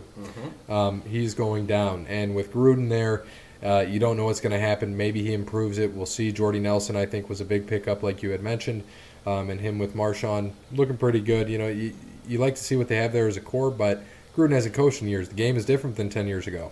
So we'll see what happens. And like you said, Khalil Mack, nowhere to be found. So he's not there. I don't see it happening. I think we're all pretty similar on this. So let's just. Well, real unless you quick, got something, go ahead. I was going to say real quick, Philip Rivers, is he a Hall of Famer? Yes. Sorry, what'd you say, Bear? Yes. Okay. We both said yes. Okay. Well, you said it a little louder, so I thought he maybe said no. Yeah, Yes. I think he is too. Beautiful. All right, so NFC West, and then after this we might have to hear a little bit more about our sponsors. So NFC West, Brandon, I'll let you kick this off. Who you got? LA Rams returning to the playoffs. They're going to go 12-4. I got 49ers 9-7. I have Seattle. They're dropping a little bit. They're fading away, going 8-8. Arizona 7-9. I'm not going to go too much into this. Yeah, I'm not going to go too much into this, but we'll see how Goff does in his 3rd year. He stepped it up unbelievably in his 2nd year. I just like to distract you Okay, Yeah. I figured that. because I thought you said golf. And I was thought he like, said golf too, and then I realized what he said. I know it's enunciating. Ward Burton isn't here, so you can speak Ward into Burton. I the said golf. man. Ward Burton, number when you 22 just- capital. I'm going to say Goff. When you just said golf, I heard golf again. Golf. If you said Goff, then you sound like you're from Boston. Yeah, I'm not. Boston, the Hobbit, Boston the Tea Hobbit, Party. Yeah, and go to Fenway Park. Fine. Fine. Jared, we'll see how he does. Jared Golf. Yeah, Goff. Jimmy G, we'll see how he does. Can you please First, say his name? Garoppolo. All right. Yeah, Jimmy I'll give it. Garoppolo. Is he related to, what is that, Janine? Or is that the same last name? That comedian? She was Garofalo, I think. Yeah. No. No, it's totally off. Damn it. I'm embarrassed. I am too. So I we'll thought see it how was. focused Jimmy G is since he went on that date with that porn star. So we'll see. Who hasn't been on a date with a porn star? Well, I know. we'll see. I know. I haven't. I know I'm kidding, but we'll see how they do. Maybe. Like I said, Seattle, they're fading. They're still gonna have a good defense. They're not gonna be like what they were. Legion of Doom or Boom or whatever they were calling themselves. Legion of Doom's a wrestling Yeah, I tag know. team. Whatever they were calling them. Everybody's gone, so we'll see how they do. And then Arizona, Sam Bradford's going to start. I can see Josh Rosen being thrown in there maybe halfway through, and then he'll become the starter for next year. But that's all I got on the NFC West. So I will jump in this to switch it up so Bear can think about his notes. Rams, I have at 13-3 winning the division. Adding Sue to the defense is ridiculous. Yeah, now they just got to sign And Marcus Aaron Donald. Peters and Akeem Talib. Right. And then also adding Brandon Cooks to the offense as a receiver for Jared Goff. Goff, the heart of the party. That is huge. I have San Francisco 10-6, Jimmy Garoppolo first full year. He added an older Richard Sherman. I almost said Richard Simmons. Richard Sherman to the defense. He's still productive. Maybe those are the workouts Brandon should do. Richard Right. Simmons instead of DDP. Hey! Macho Man. And then Ooh, yeah. And we have Jerick McKinnon. They had an addition there. He might be all right, but we'll see. Seattle, I have him dropping off 7-9. Lost too much. Earl Thomas is still sitting back. By the way, Bear, does he get traded to Dallas? I'm waiting. If Dallas signs George Aloka from That's Cincinnati, what I was about to say, because they just let him go. I don't think they will, and that's all they've been talking about. That he just got done playing in Dallas, which makes me think maybe he met with Jones or something like that, and that's why all the beat writers and everyone were so on it so fast. I mean, I understand they need safety help with Xavier Woods going out, which we'll get into next week. But if Dallas signs him, if he trades for Thomas, either or, they need another safety in that backfield. Are you saying Xavier Woods, me from the New Day? Yes, but actually, it's funny. Dallas's safety's name is Xavier Xavier Woods. I know, crazy. And then I got Arizona. Actually, give me them at 4-12. I just don't see Sam Bradford. Man, he's your quarterback. He's hurt all the time. It's a dumpster fire. Josh Rosen, I don't think is as good as people tout him to be. He's going to be all right, I think. UCLA, and they're right. So UCLA. Yeah, UCLA. So I just don't see it, and I think it's going to be a dumpster fire. And this year, what is it, Steve Wilkes, first-year coach, right? Yep. Yeah. So After Bruce Arians, yeah. 4-12. Give me him. I can see Fitzgerald though. He gives you like 5 wins right there. So 4-12. No, What? he does No. not. And David, someone's you're got to getting- throw him the ball, you donkey. And you got David Johnson, who people are going to be all over. So another fantasy thing. If David Johnson is going to have to run 250 times a year, or this year, excuse me, and he's going to have another 75 catches. I mean, he's going to be a workhorse. Yeah, if he can stay healthy. Okay, well, last year was a freak injury, so we'll see. Freak injury, and we'll see what happens out of the backfield. I don't, he's very productive, but when you got Sam Bradford there, I just don't trust it. Yeah, but Sam Bradford is a big-time game manager. I mean, he has Yes, a he record. is. He can throw the ball. He can throw. cannot throw the ball. He has He has a record for the most accurate passer at like 71% or whatever it is, because all he does is throw little 5-yard 6-yard dunk passes, and he can give it off to David That's Johnson it. all day long. That's it, and that's what he's going to do. He's going to That's throw it. completely true, Absolutely Brandon. throw it to David Johnson. They'll go everywhere. 9-7. I'm sorry, Gary. 7-9. I'm sorry. What was your San Francisco and Seattle record? San Francisco I had at 10-6, Seattle 7-9. Okay, so we were extremely close. I have the Rams at 13-3 as well. Adding Peters, adding Sue, adding Talib. They're going to have a huge year. Adding Cooks with already Robert Woods, with Todd Gurley, with Jared Goff on the team. Gaff. And Aaron Donald obviously on that defense as well. Oh my goodness. They should be the Super Bowl favorite if they're not this year. Should have a huge year. I'm expecting big things from them. So Huge year. Huge. Donnie's back. Look at that. Next, San Francisco, I have at 10-6 as well. Jimmy G, I have here as a question mark. Is he the real deal? I think he is. He went 7-0 last year after he came to that team. Yeah, insane. 5-0. But yeah. Yeah, he was 5-0. I thought it was 7. No, 5-0. he was 5-0. Whatever. He's still actually as a starter. He is undefeated right now. Yes, New he is. England, with New England Yes. and with San Francisco. So do they go 16-0? No. No, they will not. But I think Jimmy G is the real deal. Jill Peel. Nice job, Connor McNugget. Come on. So I think that he has a great chemistry with Marquise Goodwin. I think Marquise Goodwin's going to have a huge year as a wide receiver. I think it's going to be great for them. George Kittle, tight end, is going to be another great target for Jimmy G. They did get Jerick McKinnon, so he has a running back to throw. They did lose Carlos Hyde to the Browns. That's the only thing that worries me a little bit. I know Jeremy McNichols, I think, is in that backfield as well. He'd be more of a workhorse kind of guy. I think now I'm going to have to think, because I don't know if he plays for Tampa or if he plays for San Francisco, and I'm starting to second guess myself. So Who's I think Jeremy McNichols. So ask Stat Guy while I'm talking here. Stat guy, I got him. And obviously they gained Richard Sherman on the defense, who is great to play one side of the field, but once you start crossing him over, he is not what he's not that great shutdown corner that he is. So we'll see how that lasts. I think people have understood how to play Richard Sherman now as a wide receiver. You can't just run with him, because he will run with you. He will get physical with you.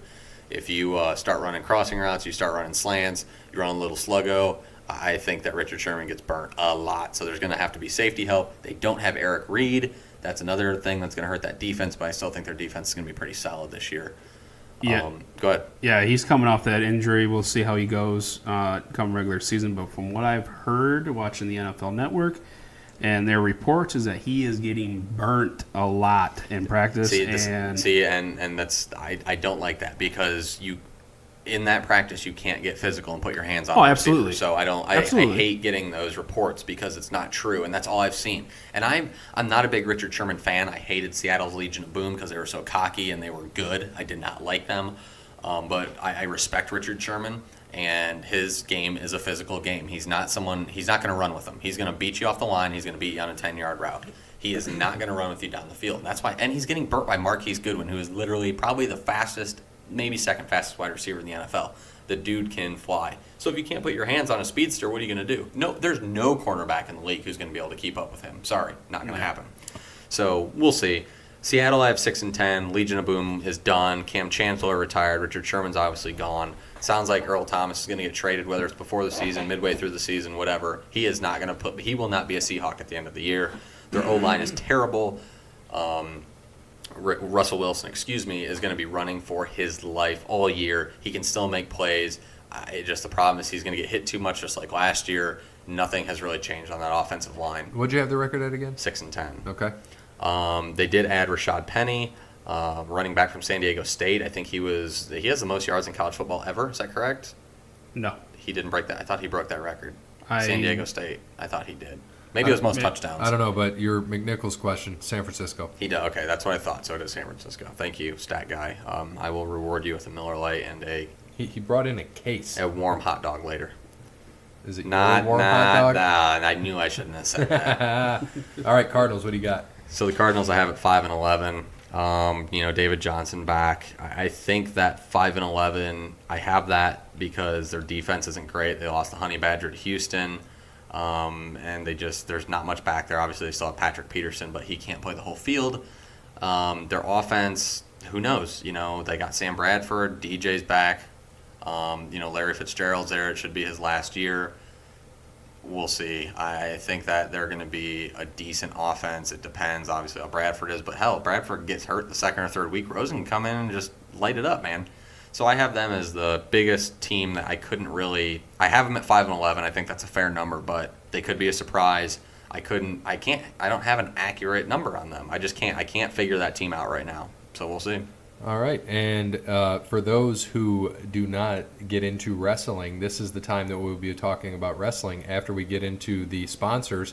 And I just want to mention, if you're not going to listen to the wrestling portion, please check out the last 10 minutes as we're going to have some information related to future episodes. But, Bear, how do you feel about your banana hammock? Have you received it yet? I have not received my banana hammock yet, but I'm still working on that, late summer body to just make that banana hammock pop. And I think that, All Wear would probably make that banana hammock pop for me. What would you think? I think they will. I think All Wear Clothing will make you a bright orange banana hammock with the Over the Line Sports Podcast logo right on the front. And I know that Brandon has been doing a great job with everything, and he's, very close to getting us our merch. But do you think he'd hand-stitch that banana hammock for me? And if so, could he make the lower region a little bit larger? Well, I figured you might want to have the lower region be a little bit smaller so it makes it pop a little bit more for you. Well, I just need to, I have to have a place to hold my socks. So.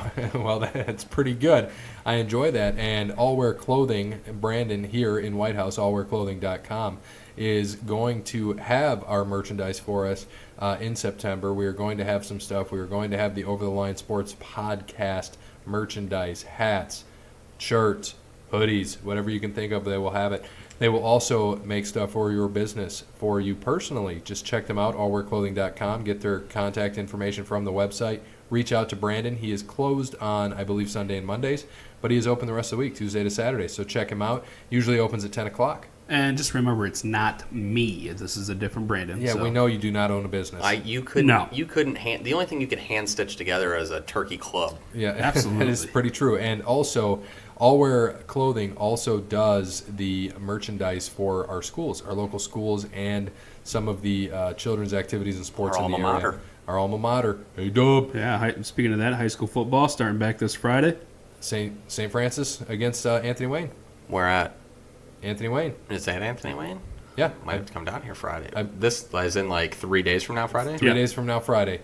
Yeah. I thought about going, but I will be again in St. Louis, Def Leppard and Journey. Are you going? No, I have to work. Oh, my gosh. gosh. I'm an old man. I will be You know the in game will be bed. done at like 9, right? So also, That's probably when I go to bed. So. how's your grass looking, Bear? Does it need mowed? I mean, it does. It's been actually raining the past couple weeks, and I've been extremely busy with the birthday stuff and with this and with work, so I haven't even gotten a chance to cut my grass yet. So if you need your grass cut, reach out to Crandall's Quality Lawn Care at 419-704-5471. Crandall's Quality Lawn Care on Facebook. They will get you a quote. Sean will handle anything that you need, as we mentioned earlier. Grass is important right now to get cut, and then also as we have the fall season quickly approaching, they will do leaf cleanup for you as well. So get a hold of Sean at 419-704-5471. Mention Over the Line Sports Podcast, and they will get you a discount. So we can't thank our sponsors enough.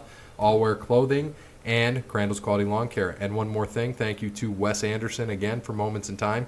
Again, he's going to have some stuff coming out here soon, and I can't wait to hear it so that we can get it on the show. Absolutely.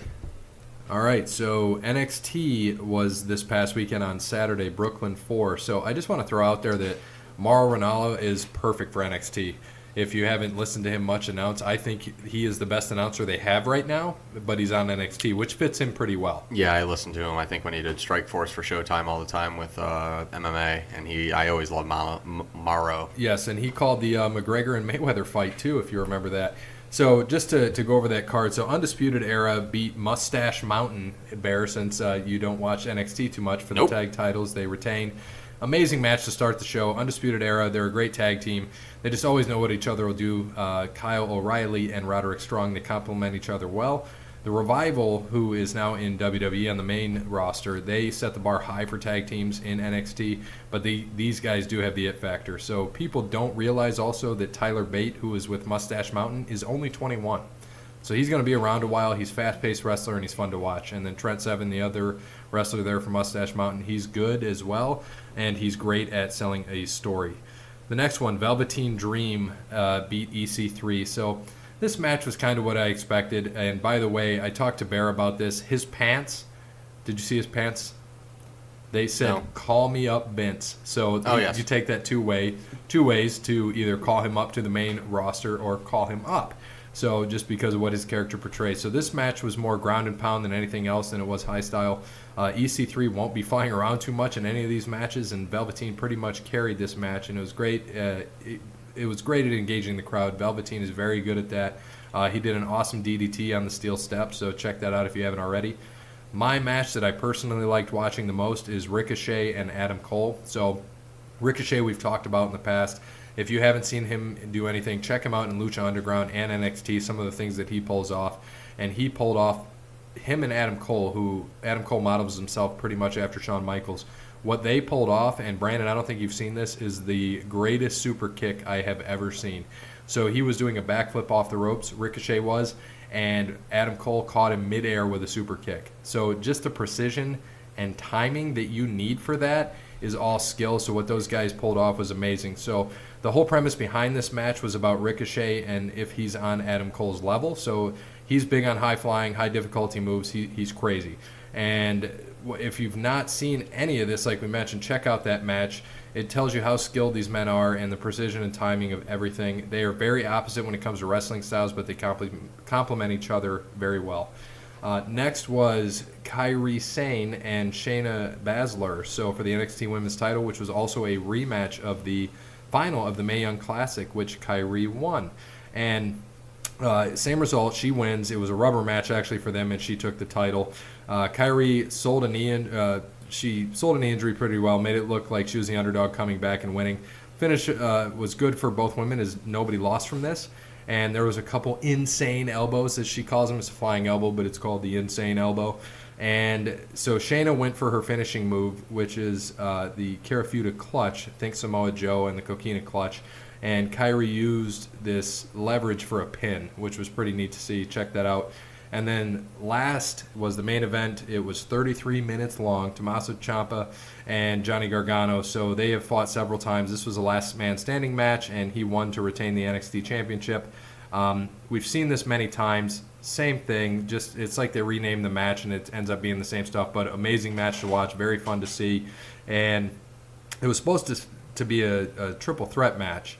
Aleister Black was supposed to be in it, but he was hurt, so he couldn't go in there. And the best thing I saw on a quote during that match was he was getting buried under everything to try to keep him from standing back up.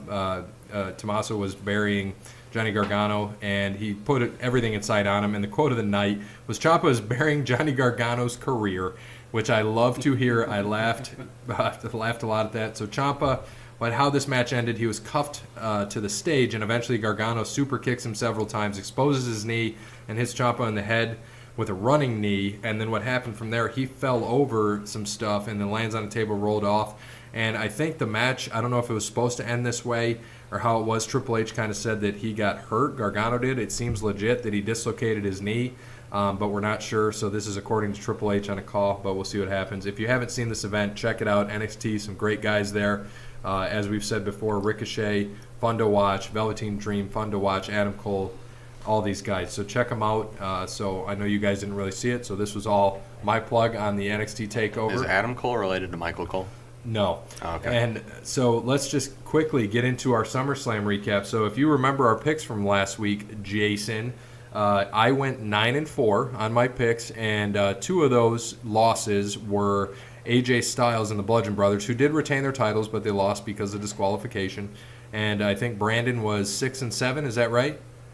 Is that what we have there, Brandon? I was 5-8. Oh, you were 5-8, and Bear was 7-6. He should be 5-9 by saying that Kevin Owens is going to cash in too. Yeah, Yeah, good call sure. on that in that squash match. So, looking at it, B-Team beat the Revival to retain the Raw Tag titles. I did not see the beginning of this card, so do you guys want to give something on that? I did not see, actually. I did watch this match. This was the third match, actually. Yeah, it was pretty good. I didn't think it was anything great, but decent match from the B team. And yeah, I mean, we all picked them. We knew they were going to hold the belts. And then they both, last night on Raw, got squashed by both the members of the Revival. So. Yes, they did. And Cedric Alexander, he retained his Cruiserweight title. Actually, a really good match. I caught the last probably 10 minutes of this match, and I thought a couple of times that Drew Gulak was going to win this. I didn't know either of these guys, so that's why I like seeing it, because I didn't really know it was going to happen. I don't know what to expect. So actually, that was probably my third favorite match of the night.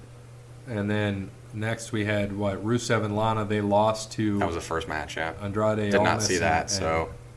Yeah, and Almas is going to be, once he goes, single and gets up there more, he's going to get up there as well mid-card. Maybe he will eventually get to main card. We'll see. Brandon, did you watch any of this so far that we've discussed? No, the earlier matches, no. We were getting back from dinner, so no, I didn't. Where'd you have dinner? I already said it before, so what do you think? Did he? I don't know where you said you Yeah, had dinner. when? Oh, did Panda you? Express. Panda That was Express. Sunday night? Yep. You didn't tell us that. You just... You said I mean, you- I mentioned it earlier. Oh, in the yeah, podcast, because I just guessed that you were at Yeah, Panda you were eating Express the on Sunday Chinese on night. Sunday. Yeah, I had no idea. So Finn Balor, Constable Corbin, we saw the return of the Demon. I was about to say, technically, none of us won. Oh, get out of here! It's the same person. So That's not true. The Demon, Finn Balor was on Monday Night Raw. The Demon was on SummerSlam. Just saying. Okay, so the Demon, Finn Balor. Squash. Same thing, squash match. The Demon returns after but being gone a year. This as match I- lasted a minute and 35 seconds. As I have to say, though, that paint job was awesome. That was a sick paint That job. had to take hours to do. I think we talked about that. That was sweet. I mean, Oh, he yeah. comes out right off the bat, kicks Corbin right out of the ring, and then just does a frickin' flying moonsault right over top, or whatever the hell it is. Plancha. grace. Coup de grace. The coup de No, grace. that wasn't a coup de grace. It was when he goes over the top rope. The coup- Oh, well, yeah, his finisher, though, is the Like, coup de yeah, grace. de no, grace. I'm talking about because he kicked him right out of the ring immediately, and then literally just went and just jumped over the And- top rope. And speaking of Constable Corbin, he is now the acting general manager of Raw since Kurt Angle has been asked to take a leave of absence. Since you guys are impressed, I actually watched all Raw last night, so I knew that. I am actually impressed because Point Brandon looks Ryan. like he did not see that. He must have been asleep again. Well, how many text messages did you have this morning? 48. I had 48, so it looks like a record. Yeah, well, sorry about that. Thank you. Appreciate it. And I just want to throw out there, yes, The Miz beat Daniel Bryan. That was the easiest pick of the night. Easiest pick of the night. Hey, and do you have some breaking news for us? I do. I have some breaking news, not to thank Stat Guy, because he looks like he's passed out. But I think we got to thank wife. Yeah, I got to thank the wife. She sent me a text in the middle of the show saying that Brie Bella is coming out of retirement. Looks like Maurice is coming back from her pregnancy, so it's going to be a mixed tag team match, kind of like what we saw at WrestleMania with John Cena and Nikki, but instead it's going to be Daniel Bryan and Brie Bella. And where's that going to take place? Hell in the Cell, sorry. Perfect. And so just to kind of go over that match quickly, Miz won. Great match, by the way. I Cheated. enjoyed that match. He Cheated. did cheat. Loved it. absolute great Cheated. heel Well, finish. it's not cheating if you're not caught, Cheated. Brandon. He wasn't caught. Cheated. He wasn't Cheated. caught. He won, Cheated. and he got the brass He was knuckles. caught by the WWE universe. He cheated. He got his nobody would have seen that or saw that coming if they didn't show the replay. He got the brass knuckles from Maurice, used them to win, gave them back to his wife. Loved it, beautiful. And Brandon's pick of the night, the next thing we got here, Kevin Owens lost his ass in 1:50 to Braun Strowman. That kind of pissed me off because that match was. What was the time again? 1:50. It was ridiculous. I thought that match was going to go a little bit longer. I thought it would, too. It was ridiculous.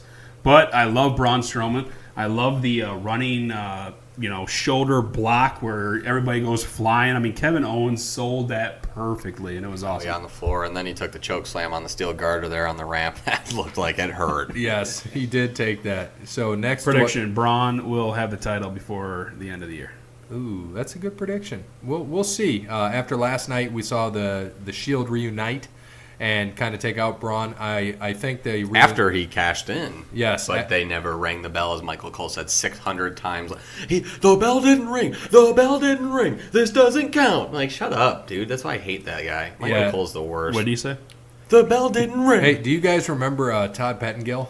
Back in the 90s, I like Todd Pettengill. Yes, he left to do radio. He was done, and he is the reason Michael Cole is there. He actually recommended Michael Cole, and he came in after Todd Pettengill. I don't like Todd It Pettengill was anymore now. I think it was Yes. like what 97. So I think 99. But the next thing we have here, Shinsuke and Jeff Hardy. So Shinsuke beats Jeff Hardy. Decent match. Jeff Hardy did one of the most insane things I have ever seen. When he hit the Swanton? edge. Yeah, Yeah. the edge off it was, On the apron. Yeah, that looked like it hurt. apron. Yeah, Yeah, he did that. Absolutely insane. guy's 41. Yeah, he should not have done that, and I'm shocked he made it out alive. It was a pretty good match. We saw Randy Orton come out at the end, but then then quickly turned turn around. around and went back. I did guarantee that would be a match of the night, and it was not, so I was wrong, but it was close. Yes. Not that great, though. But the thing that struck me with this match was Shinsuke starting off, and obviously he's the heel, mocking Jeff, and then Jeff going back and mocking Shinsuke. Jeff mocking Shinsuke may have been my absolute favorite in the entire world. I was laughing my What did he ass do? off. I missed that. Me and the wife were cracking. He did up. what Shinsuke does when he comes out and does all his weird, Does that. creepy, metally crap and whatever. So he did looks that like he's- mid-match? Yeah, it was like in the first 5 minutes. I gotta Brandon's check that out. spazzing out over here. It was hilarious because Shinsuke mocked him first. I think he did something with didn't he mock him about the twist of fate or Yeah, something like that? and then Jeff beat him up. Jeff got his moves in there and then did the same thing. And You know how- yeah, Shinsuke's reaction made it even better. His reaction sold so well. It was absolutely hilarious. Made me laugh. You know how Shinsuke does the come on. Yeah. Well, Jeff Hardy did it, and it was awesome. It was perfect. And so we had Bludgeon Brothers that won by disqualification. So that New Day won, but Bludgeon Brothers keep the title, so we'll skip right over that. Seth Rollins wins the IC title. Great pick by Baron myself. Match of the night. Sorry. Yes, it definitely was. And it's definitely up there. There was a few good matches. That's definitely, for me, was probably the top. Brandon, sorry, Dolph Ziggler, your buddy lost. But okay. Definitely match of the night candidate. Carmella, Becky, Charlotte, SmackDown Women's title. We were all wrong, but Bear's heart, My heart was right. his heart My heart, was right. my heart The is always hills right. were and, alive. And I think that her heart was pretty large that day. I don't know my why. gosh. But I think that you, me, Jason, we didn't all text each other, but we were both texting Bear. And no, Jason and I texted at the same exact. It was so creepy. I picked we up were all my. texting each other. Yeah, Yes. but we were talking about that, and right as I got done texting you guys, I picked up my phone and I texted him, and as I sent it, his came through, and I was like, "Oh, this is." And then he sent a couple more. He goes, "And that's why you're my best friend." And I was like, "No, that's just creepy coincidence." But we all know what we're looking at there. yeah, so. you have a lot of best friends. I was hoping that. Well, he only has one best friend, and allegedly it's me. So How many best friends do you have now? 6,000, Oh, we jeez. go. and neither of them are you. Isn't that funny? Wow.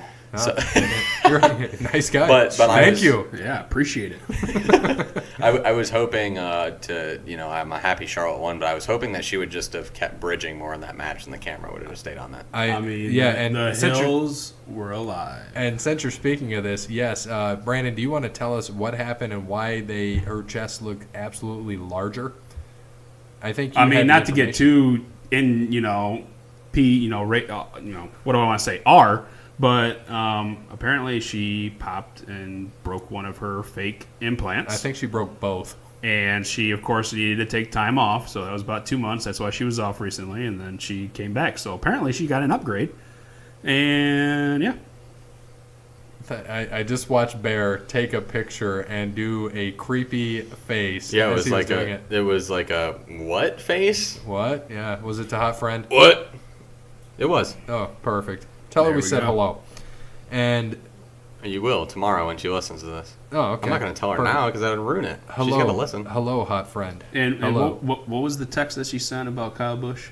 Yeah, We she forgot did. to hit on this. It but, wasn't. It was- Yeah, kind of go off topic. We kind of forgot to hit about It was on this. it was a snap. It was Monday morning, and she must have just logged on the internet or whatever. And it was like an MSN article that went by, and it said fan tries to fight Kyle Busch, and she sent it to me and said, "Was it Brandon?" Question mark. Yes. So I screenshotted it to send them to them, and then Brandon didn't respond for like 8 hours. So then I was sitting there, I was like, maybe it was Brandon. Yeah, we didn't know if he was in jail or student teaching, one of the two.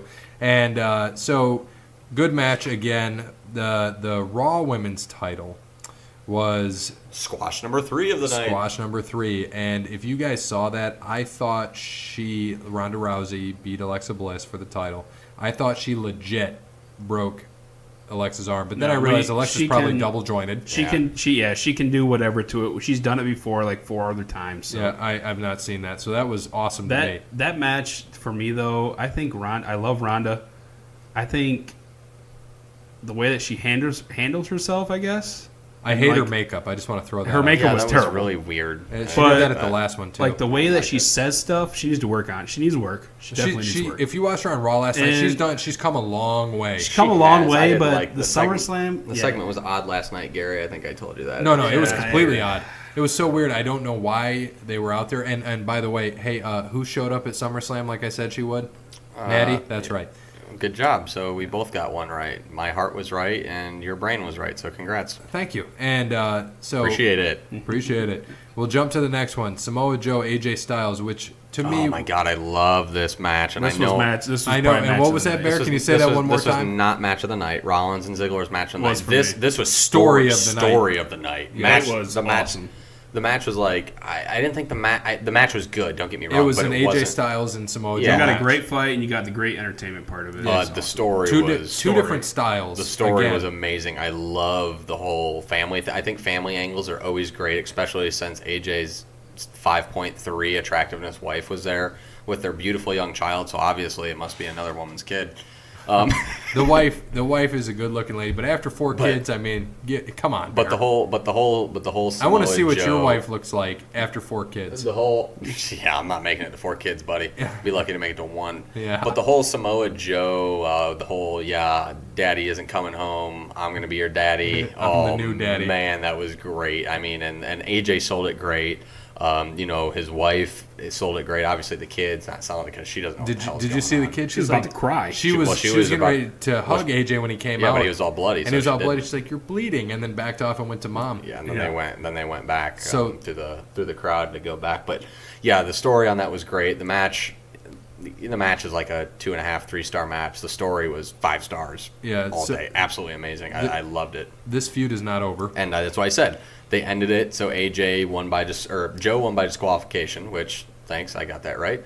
AJ, though, beating him up the way he did means that feud isn't over. And I think I said last week that the feud would be over, but by picking Samoa Joe, I figured that he would win the belt. They'd go on to something else. AJ would go elsewhere. Well, he gets his rematch. Feud with whoever, but if that but would that's have what I'm saying. happened, But they keep it going, and that's why I like. And they'll probably keep it going through Survivor Series now. right. So last match, Roman and Brock. By the way, and I was doing that actually for this match. So. and I did have Roman winning. I was correct on that. By the way, this match was cut early. It was supposed to end around 11:30, ended at 11:05. And what I was reading about is Vince said to cut it because he didn't want Roman to get booed as much as he thought. So what happened is Brock hits Strowman, who came out and said, "I'll face you guys like men," and cash in. So he stood there by ringside. It was only a 6-minute match.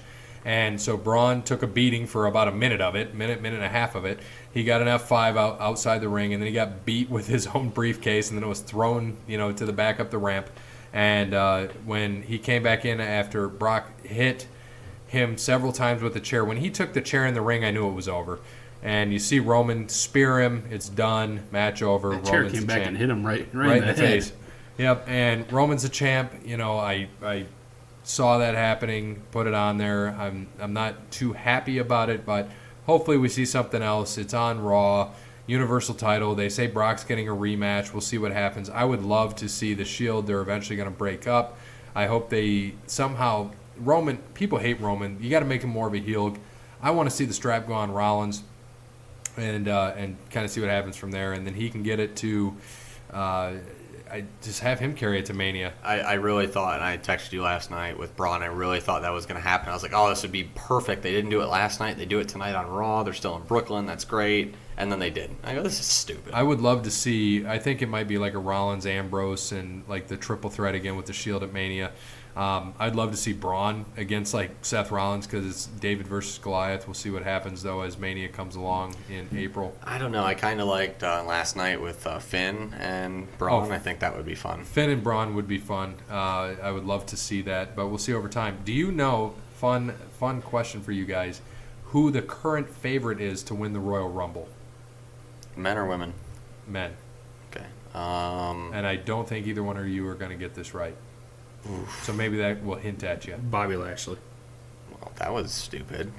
He's probably like, I have no idea. I don't know. Well, if he said we're not going to get it, then we Yeah, wouldn't. we're 4 months away. Give me not Corbin. Give me Drew McIntyre. So the favorite to win the Royal Rumble is Dwayne The Rock Johnson.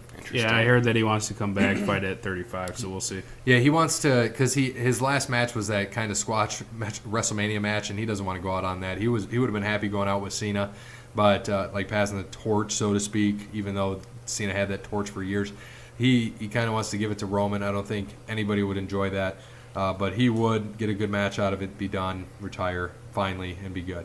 So match of the night, Brandon. What was your match of the night? Mine? Yes. AJ Styles and Samoa Joe. Barry, you said Ziggler and Rollins. Yeah, I agree. Rollins and Ziggler. But story of the night, we both agree. Absolutely. Oh, yeah. All right. Absolutely. So, SummerSlam, overall, pretty good pay-per-view. Personally, I liked NXT better, but still some good things out of SummerSlam, some things that we didn't expect, some things we did expect, and we'll see what happens before Hell in a Cell and at Hell in a Cell. And the last thing, just to wrap up Raw as well, that we didn't really quite touch on, Triple H Undertaker at what's it called? They're doing in Australia. The Super Showdown. Super Showdowns will be the last time they fight, and I'm sure Triple H will lose again. But you know what? It's pretty awesome, and he gave another fiery promo, and that kind of I like seeing Triple H like that. I'm happy he's going to go with the Undertaker one more time. So that should be pretty fun. And he basically said that era's back because he did talk about, because I remember That's that. what got me more amped up than anything. Yeah, I was like, what do you because- mean that era's back? Are we going back to PG-13? I said, what's going to happen here? Yeah, So yeah, I didn't know if that was just hoping for the to- one night only thing Right. or what, but when he said that era's back, I mean, I got a little tingling sensation. Yeah, I'm sure you did. Not to, kind of jump off topic a little bit. Breaking news from earlier this week, I think. Did you see that Trish Stratus is back? Yeah, dude, that was like last week. Actually, I don't know, I I saw haven't a watched, couple- so I didn't know this. Yeah, she's she's fighting in the Evolution. Evolution women's pay-per-view. Yeah, she's coming back. Yeah, so is Michelle McCool. So whatever. You mean Yeah. Michelle McTaker? Yes, Taker. Michelle McTaker. They're still married, right? Yes. Oh, yeah. That's what I thought. All right, so into the Jason debate. So his question, if you could change the outcome of one match, what match would it have been and why? Also with the understanding that the changed outcome of the match would probably have changed the angle of the story or the entire era of that time. So what would you have changed? And then also, which we'll cover after this, we kind of added on to this as we usually do, what match wouldn't you have changed and why? So let's talk about Jason's first. What would you have changed? Go ahead, Brandon. All right. This is another one that I struggled with. Oh, no, this was easy. I had like 100 of them. Which one would I change the outcome to? And then what would the effects be of that? I didn't want to go obvious, but I didn't want to pick, like Eddie Guerrero beating Shelton Benjamin or something on SmackDown. So I didn't want to go.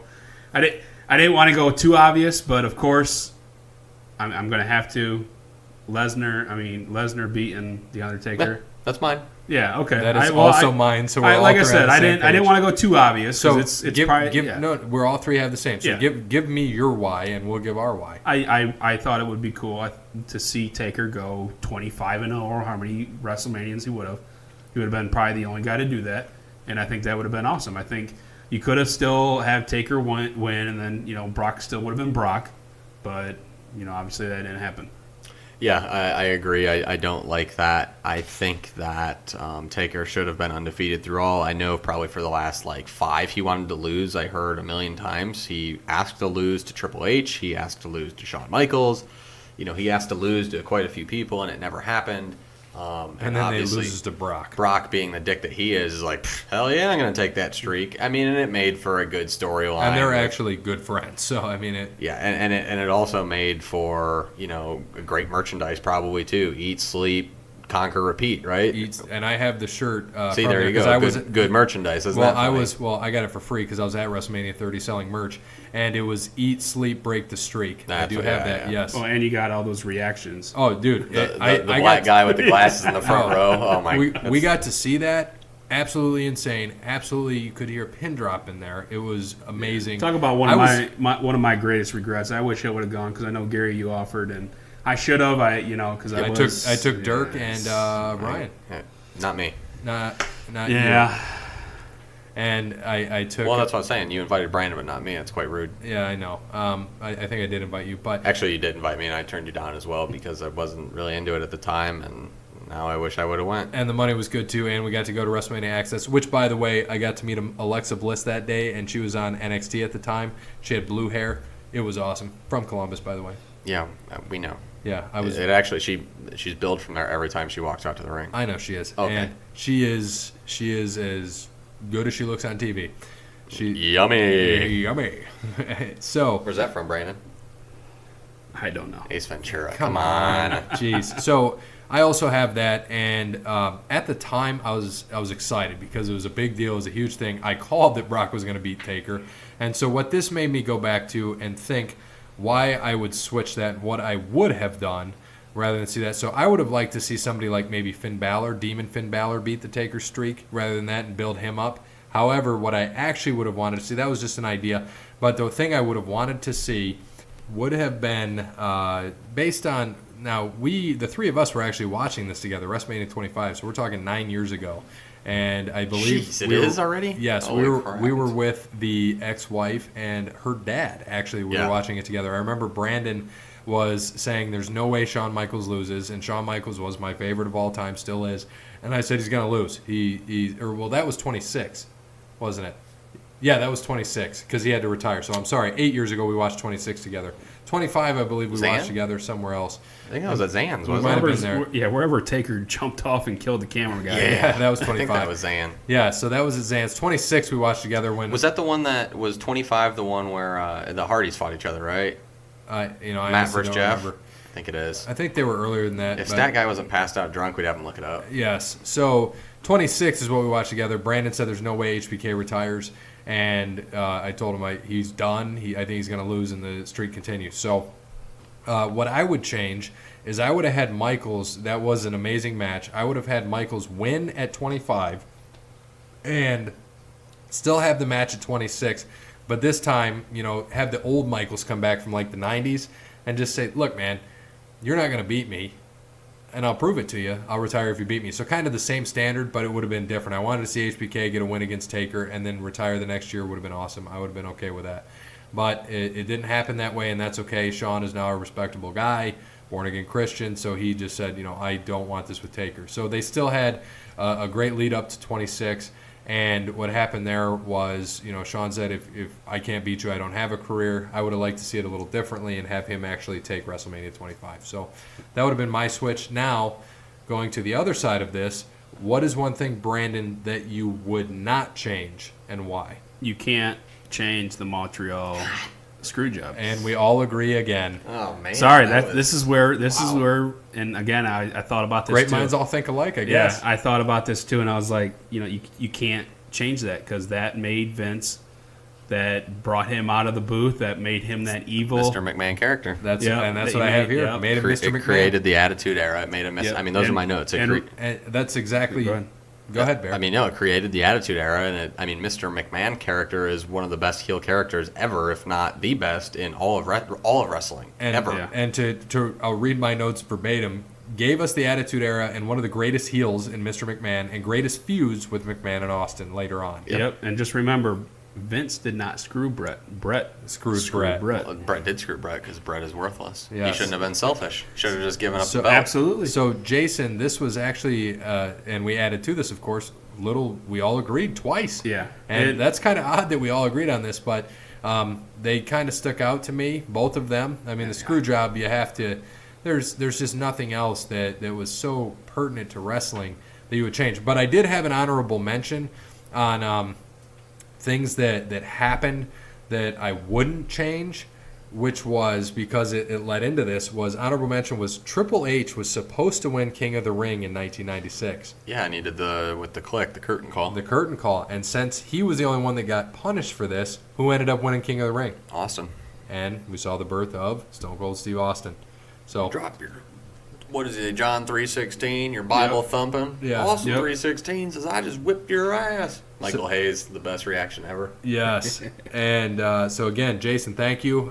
We look forward to your question for next week and discussion topic. So the last thing we have to talk about today is top 10 wrestling theme songs after 2000. So Now this one I researched hard, much better than last week. I didn't really research. I had to do some. Well, I mean, I did what you did. I pulled the names of the song. Like I needed to know that. Yes. So that's why. Because I knew there's what a few. I knew what I wanted. I wanted to pull them. But first, Why, before, hold on. Before you do this, Brandon, why'd you throw I your hands didn't. up? I didn't. You go have that to deep. have. No. You have to have names of songs. There's multiple I did the name guys. of the character. I named the character. well, The I characters will- have multiple songs. No, and I will. Listen, the I only will- guy that will I know, grill you every time. the only guy that I know that, or actually, well, no, yeah, the only guy I know that I can name off my list is, well, no, two. I'm sorry, Kid Rock, and then of course, He's not a wrestler, but okay. no, you said the Yeah, he name is of the a song. WWE No, no, Artists. I'm saying, yeah. If Yeah. you gave us the You artist, get- yeah. I don't care. No. We don't care about that. But some of these guys have multiple songs. Like there are a couple in my CM honorable. Punk. Yeah, Guys and multiple songs. I'll go through that when I go through my list. Okay. And then also Motorhead, the guy who Lemmy. So Yeah, so we got that. All right, Bear, give us your honorable mentions. First, I wanted to start. Oh, go ahead, I'm Because sorry. last week we all missed these, and I don't know why. Oh, I had some too. Go ahead. So first of all, Jason obviously sent us his email updates he does every week to give us a little recap and get us some information. We didn't have any ECW, and I can't believe that we missed. I mean, Rob Van Dam came out to Walk by Pantera. I mean, Yeah. one of the greatest entrances in And we ECW missed besides that. Enter Sandman as well. Obviously Sandman.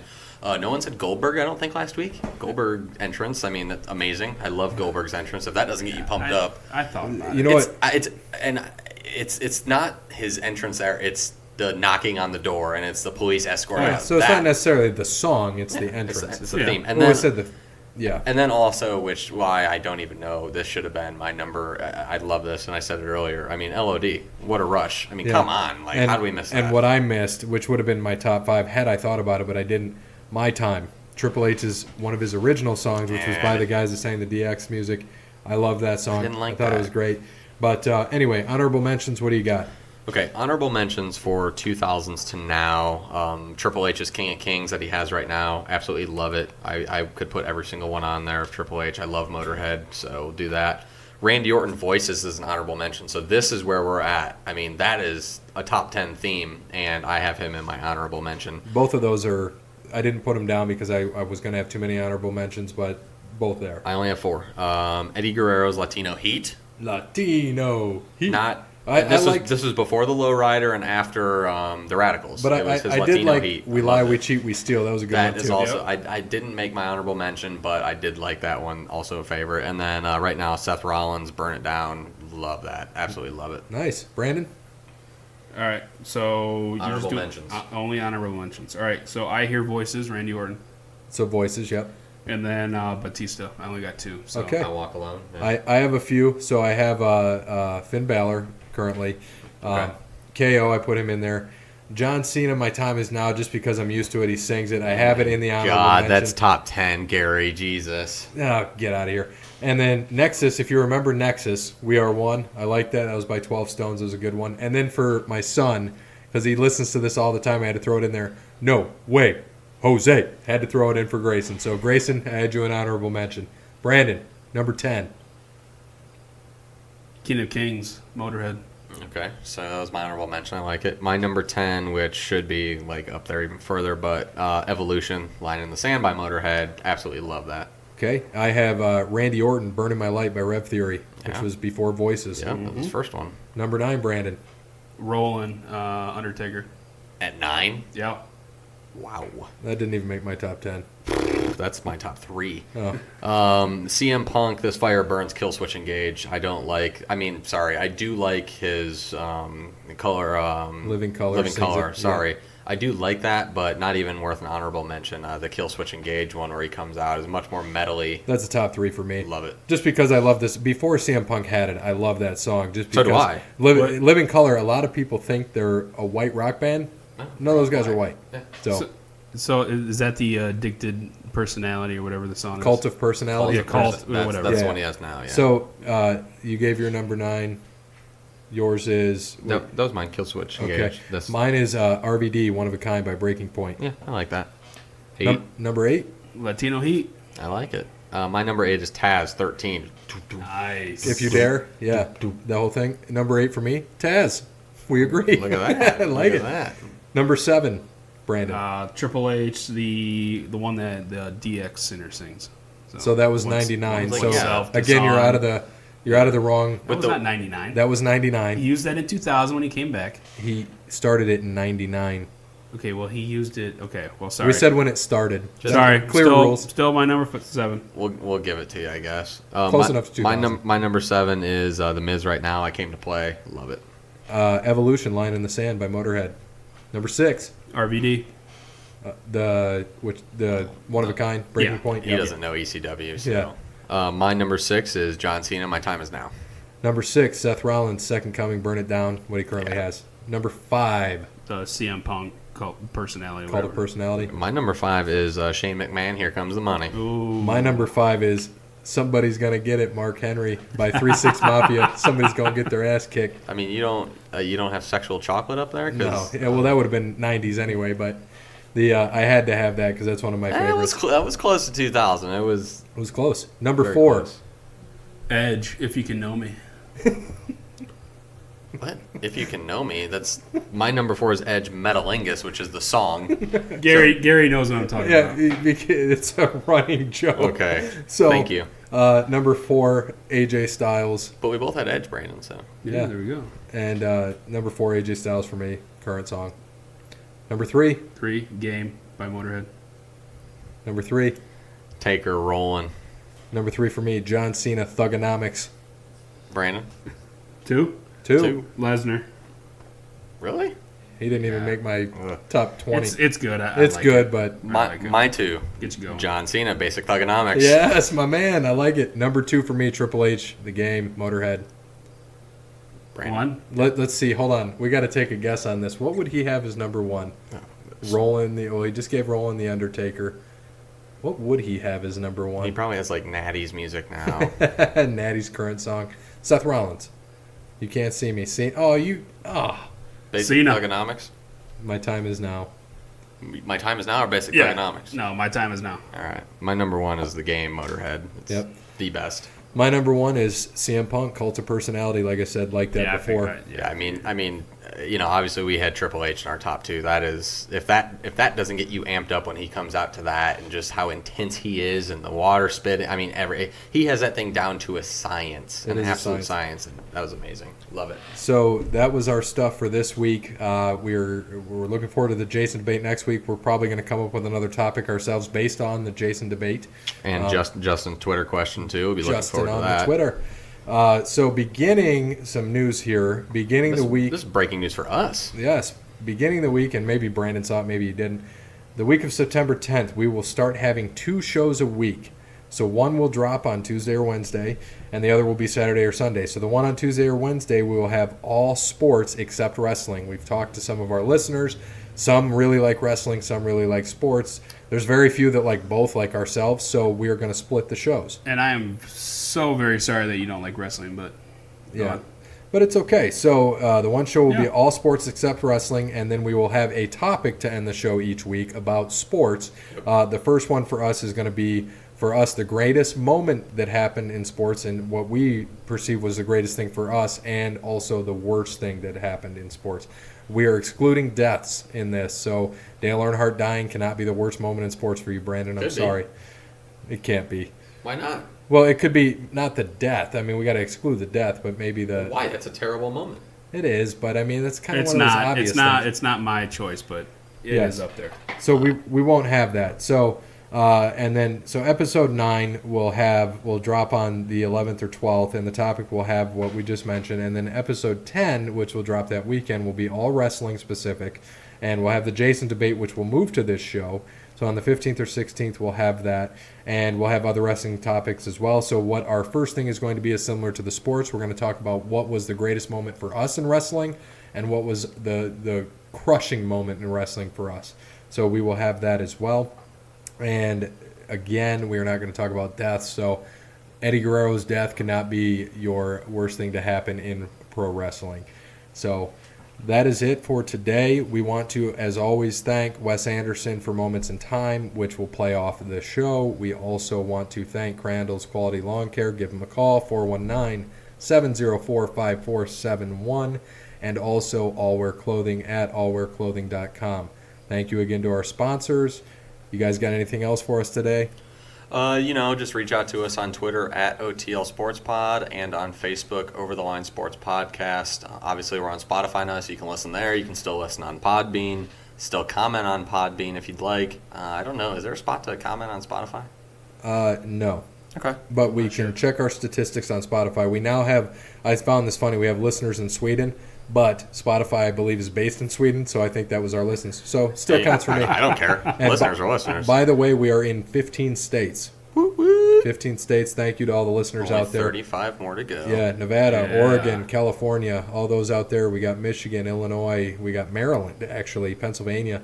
Well, Maryland is west. You say it's west? West is in Maryland. West is in Not Maryland. west, I thought duh. you said west. Again. West. I mean, it's west of the Atlantic Ocean. Yes. So thank you to Wes and those guys out there. Again, thanks everybody. As always, good morning, good afternoon, good evening, good night. Peace. Wait, we're done?